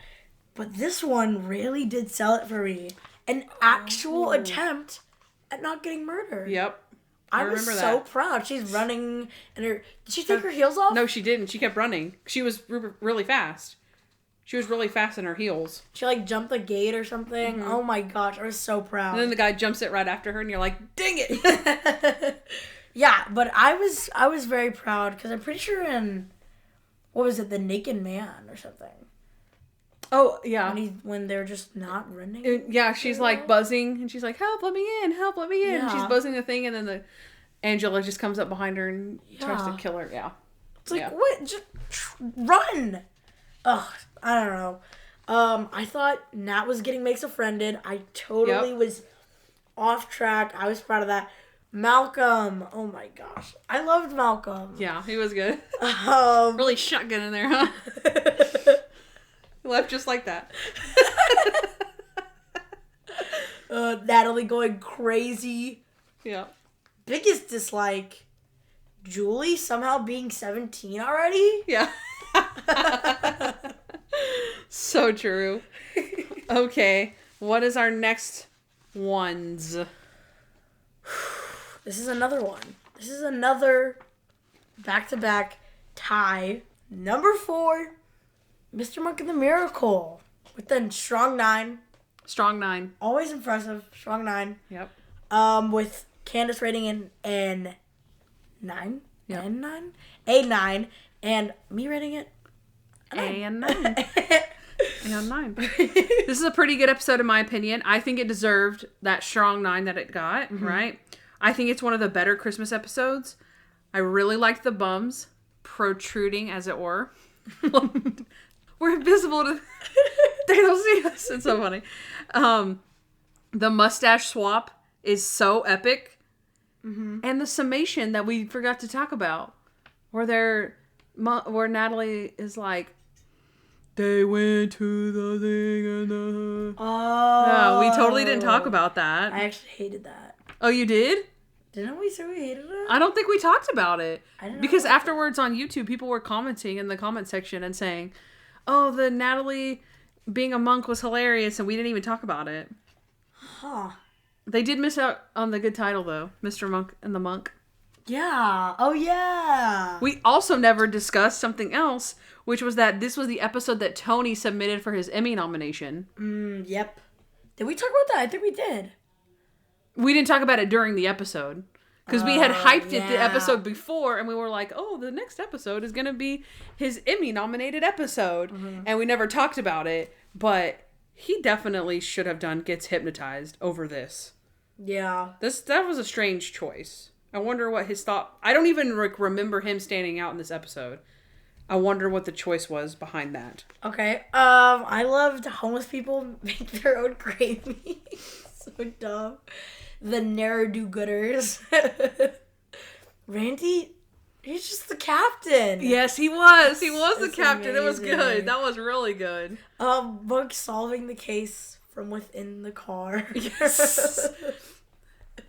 Protruding, as it were. What did he say? They call me Books or something? The professor. They call me the professor. It's probably because Julie likes to read books. It's because I eat books. Oh man. There's also the fountain, and I think it was a good like mystery. Yeah. But then Once also you think the overall about it. plot hole Yeah. was just huge. Like also my plot hole in that was, how long was he going to do that for? Like forever? So the miracle fountain would forever be a miracle and then it would stop. And then also our other big plot hole was that he was the doctor. He was the only doctor prescribing medicines and like bad medicines, yet other people were throwing away their medicine. Not only his patients. Because didn't he say most of these bottles? Yeah. He didn't say all of these bottles. Yeah. So. Okay, so now we're on our number 3 episode, which is... Mr. Monk Fights City Hall. What'd you think about this one, Candyce? Okay, this one... Finale. Yes, this one got an 8.5 from me and a 9.5 from you. Mm-hmm. So... I think I liked the miracle one maybe a bit better, but not really definitively enough to like really put up a fight about it, to be honest. It was a good season finale. It wasn't the best, but it definitely wasn't the worst one. Monk fights for Trudy and for the parking garage, which was really good. But I do think that it was sad that he didn't get to keep the garage. So the dolt was super dumb, but super funny. Monk flirting with her was absolutely hilarious. Harold wanting to know who Dr. Bell was, and his ridiculous prayer about a city council vigilante. Amen. Not too bad of an episode, really. Had the hot dogs. Also, the really intricate case about the councilwoman needing the pregnant pee, that was pretty good. It was pretty good. I like this one. It made me set down my notes, relax. That's what I know. It's a very good episode. Whenever I'm watching it, I'm like, okay, I'm ready to take notes. And then I don't. I get lost in the episode. And that's what makes a great episode. It was a great idea for a plot and some good execution to go with it. I really, really like this one. And the biggest dislike I have, was it B12, B15, B5, B2? They switch up all the B's. That's some Trudy plot holes. Some big Trudy plot holes. Yeah. It's so weird because, if I'm being honest, like, there's other episodes that I liked more than this, that it's weird that this one ended up in the top 3. Yeah, I agree. Like, I could probably find some from above the top 5. The Magician. Genius. Lotto Fever for me. Yeah. Genius, yep. Even gets Hypnotized. Other Brother kind of does it for me. No. I think pretty much The Magician, Hypnotized, Genius, Lotto Fever, and then I was like, about The Miracle. The Miracle I feel like could move down. I think we were feeling the Christmas spirit. I know. Or something. I don't know. It's really not a bad episode. I'm kind of shocked that these are the 3 and 4. I like our top 5, but it could be a little bit modified. I like our top 8. I like collectively our top 8, but we could switch those around. Yeah. I agree. I will say though, I'm excited for our final 2 episodes. So excited to talk about these. Okay. Number 2 is Mr. Monk's 100th case. All right. 9.75. 9.75. Kandyce rated it a 10. I did. And I rated it a 9.5. I think I gave it 0.5 off because of... What was it? What'd you say? No, I think you originally rated it like an 8. Yeah, and then I got you up to a 9.25 or something, and then I was like, well, I mean, you don't have to rate it 0.25. You can rate it a 9 if you want. And I was like, or you can just go ahead and rate it 9.5 or something. And you were like, okay, 9.5. So I kind of Mr. Monk and the bullied you into it, but I think I did well. I think I took off the 0.5 because of the actress girlfriend. Oh, yeah. Force of habit. Golly, the worst. I'm not going to defend her because that was a pretty dumb joke, but like the police officers and stuff, like to them, they're used to like hearing gunshots. So to them, like a force of habit is like someone shoots, you pull out a gun. Yeah. Right? Like you pull out your gun. Normal people, force of habit, they hear a gunshot, they duck for cover or they run. For her, when she hears a gunshot, she's like, action, and she falls down, you know what I mean? So it's like, as stupid as it is, it's like, it actually kind of makes sense because you do have a force of habit when you hear a gunshot. What do you do? Yeah. And she falls down and dies. So, anyways, you guys know how I feel about this episode. James Novak, my man Eric McCormick, the vampire, which both of these were he's the guy, I think. Mm-hmm. Right? Like my favorite, he's the guy, and my favorite side character. Randy's girlfriend was pretty funny to me. Ambrose. Hal. Oh, the farmer. I saw the farmer in Kevin Can Wait yesterday. Mr. Monk visits a farm. Oh, really? I saw the farmer, yeah. Wow. Yeah, he was a security guy. Like, James has his own security company, and then he's a rival security company. What? And he plants a bug in Kevin's office and stuff. It was a good episode. And I was like, oh, that's the farmer. And we also have the father, Howie Mandel. We have Angela Kinsey, Harold Crenshaw, Joey Crenshaw, and Monk gets all the glory whenever they do the whole In Focus episode on him. Yeah. It was a great way to honor Monk, the character, and the TV show. I absolutely love this episode. Cannot say enough about this one. Amazing. You just kind of stole all my thunder there. I'm not going to lie. Well, I feel bad, but also I don't because I am so passionate about this episode. I feel like you're going to be passionate about the next one. I am. So I had to take that one. Okay. Obviously, I'll do the small stuff. 2020 vibes, like literally just documentary. Yeah. Stoddy and the boys are all changing the channel to watch the game. Monk vacuuming the vacuum and then vacuuming the vacuum and then vacuuming the vacuum. What else do you do for him? What else do I do? How long is your show? What else? How long is your show? That's good. Ambrose, of course, Marge, everyone. Beautiful. I love that. Oh, I think you missed Tony's wife. Oh my gosh, I did. You're Tony's right. Tony's wife. And I'll tell you something about Judge Waxman. She's never been in love. So, she's shooting from that perspective. She's never been in love. So she's shooting from that perspective.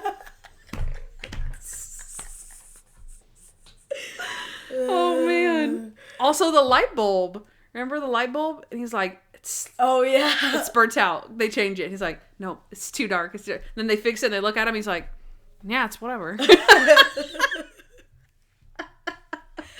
Oh, man. I loved the Monkception with the hands, and he's looking at the TV and he's solving it through the TV, and he's like, go back. That film was not on its side. Yep. And then my favorite clue, whenever he catches James Novak turning on the lamp, he's like, can I get some light? And he turns on the correct switch when there's like 5 of them. Yeah. Nobody can do that. Unless you've been there 1,000 times. And sometimes even then, you don't flip the correct switch. Yeah. So, very good. Love that one.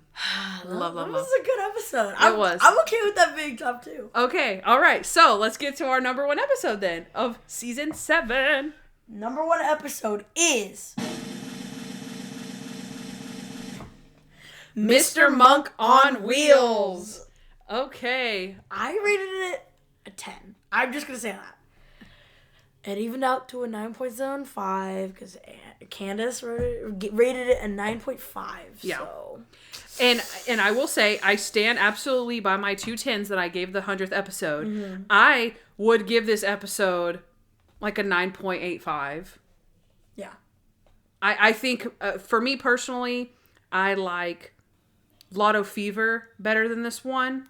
But this, to me, would probably be 100th case. Yeah, Lotto Fever than On Wheels for me. So, the problem was, like I said, I had already rated other episodes. Yeah. A little... I think, maybe it was just the Lotto Fever. So, I had to put it underneath. I could have given this one, like I said, 9.75, 9.85, so. But we don't have a 10 this season. I know, or not a perfect time. No. It sucks. Yeah. Hopefully season 8. Yeah. I cannot wait for season 8, guys. If we don't give the finale a perfect 10, then what are we even doing here? I know. Okay, tell us about Mr. Monk on Wheels, Noah. Mr. Monk on Wheels is just such a classic. Natalie is feeling bad the entire time. She just got the bike. She helped the guy steal the bike. I love that. Nice bolt cutters. It is basically just one of the funniest episodes this season. I do think Gets Lotto Fever and this one are very similar. Monk and Natalie are not the best of friends in both of these. And it's just so funny. You're lucky. You know who's lucky? Everyone else in this room who isn't shot. The unshot. The great unshot. The lead free.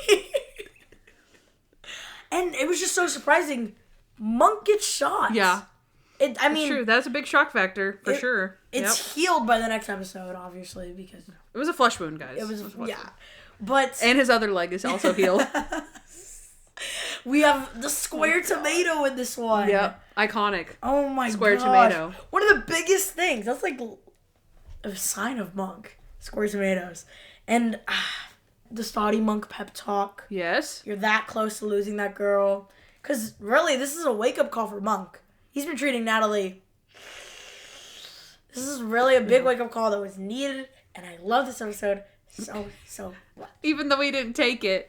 And he's like, Natalie, do you resent me? And she's like, no, of course not, Mr. Monk. He's like, okay, that's what I told the captain. He was worried about you. He just doesn't understand our relationship. Natalie, what are you doing? You're dropping stuff all over the ground. I know, Mr. Monk. I'm sorry. I can't.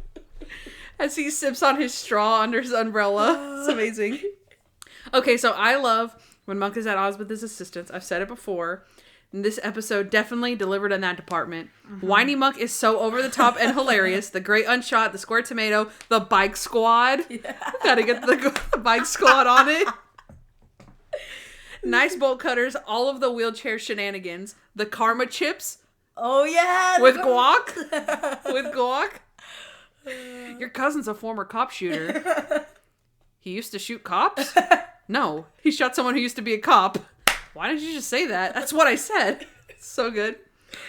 I've been saying this. I don't know why. This is not a famous line at all. She's like, push me over there into that wall. I plan on staring at it for 2 weeks. She's like, okay, nope, going over here. My checkbook is up there. Can't seem to reach it. Sewing. Oh, the solid gold basket. Randy's theory. Solid gold basket. And he's like, okay, Randy, I'll ask. Was the basket made out of gold? No, it's just a regular basket. Do you remember Mrs. Corinne? Mrs. Corinne? She says, oh, I'm sorry, Mrs. Corinne. She's pushing Monk and he's like, oh, what'd you get her shot too?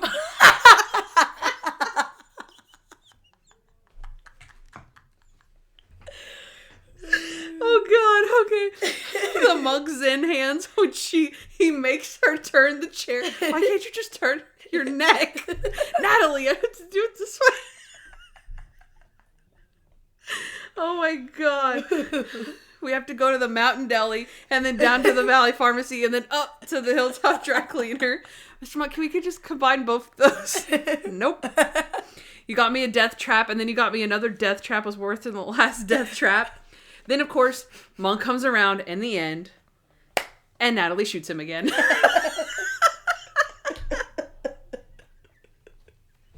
Oh, my gosh, okay.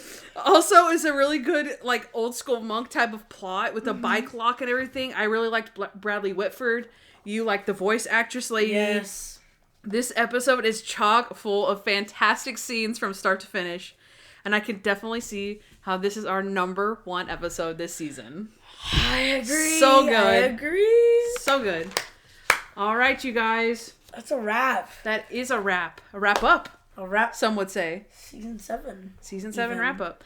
Guys, we're going into our final season. I'm so excited. The show. I'm halfway sad and halfway excited. But mostly excited. We'll get sad later. Okay, guys. Oh my gosh, we didn't say what Lindsay had rated her top episodes. Let's hear it. Mr. Monk on Wheels, our number 1 episode, was her number 15 episode. Yes. And her number 1 episode was the 100th case. Understandable. So we weren't far off with that, but on Wheels. So she must not like when Monk and Natalie don't get along. Yeah. Because she put On Wheels and Lotto Fever towards the very bottom. Dang. So. What about City Hall? 8th. But we kind of said that. We could, personally, at the end, we kind of admitted, our top we 8. Could move that one down, like, below the Magician. But she put it, like, below the Miracle, House, Buys a House, Lady Next Door, and Playoffs. Totally swamped. It makes my skin crawl. I'm sure she's dying inside from our list. Are you kidding me? She's like, true. What? The comedy factor. After she just died laughing listening to us, she has to. She has to change. Lindsay, let us know what you don't like about On Wheels. Just let us know. I mean, I took a guess, but let us know. And if anybody else wants to be our list person, chosen special people for season 8, I don't know where I was going with that. For season 8, make sure you submit your lists. I will save them. I will keep them, and I will see. Don't purposely try to like go crazy on me on your least favorite episodes. But I want to see, a mixed up kind of list. So like, but make it genuine, Yeah. Do your own list and then also try to guess our list. Yeah, that's true. The sooner that you send your list in, we'll know like that you weren't just like copying our list. Mm-hmm. Not that you guys would do that. You're good people. You're good. We know. Unshot people. You're the great unshot. So the lead free. The lead free. She talking to me? All right, guys, we're gonna go enjoy some karma chips and guac, and go eat some dinner. Not play with our spaghetti. Oh, those Cheetos are good. Eat our mixed vegetables. Mm-hmm. Have a big stack of pancakes. What are you saying? I'm saying all the foods that were in this season. Yeah, but why are you saying them? I was just trying to wrap it up. Oh, what do you have to say that's clever? Noah? Golly. Giving the people something. Okay, guys. We will see you next time for season 8. Bye, everyone. I'm so excited. Bye. Hey guys, thanks for listening to the Junk Monk Podcast. We'd love to hear from you, so please give us a 5-star review wherever you listen to podcasts. Also, follow us at Junk Monk Podcast on Instagram, Facebook, Twitter, and YouTube. If you want to know more about Kandyce, she is at Hardens and Hardhats on Instagram. And if you want to know more about me, Noah L., subscribe to my vlog, Noah Hernandez, on YouTube. Also, you can leave us a voicemail at 323-366-0477 with your questions, comments, or just to show us some love. Don't forget to catch up on Monk with Amazon Prime Video, and of course, subscribe to our show. You'll thank me later.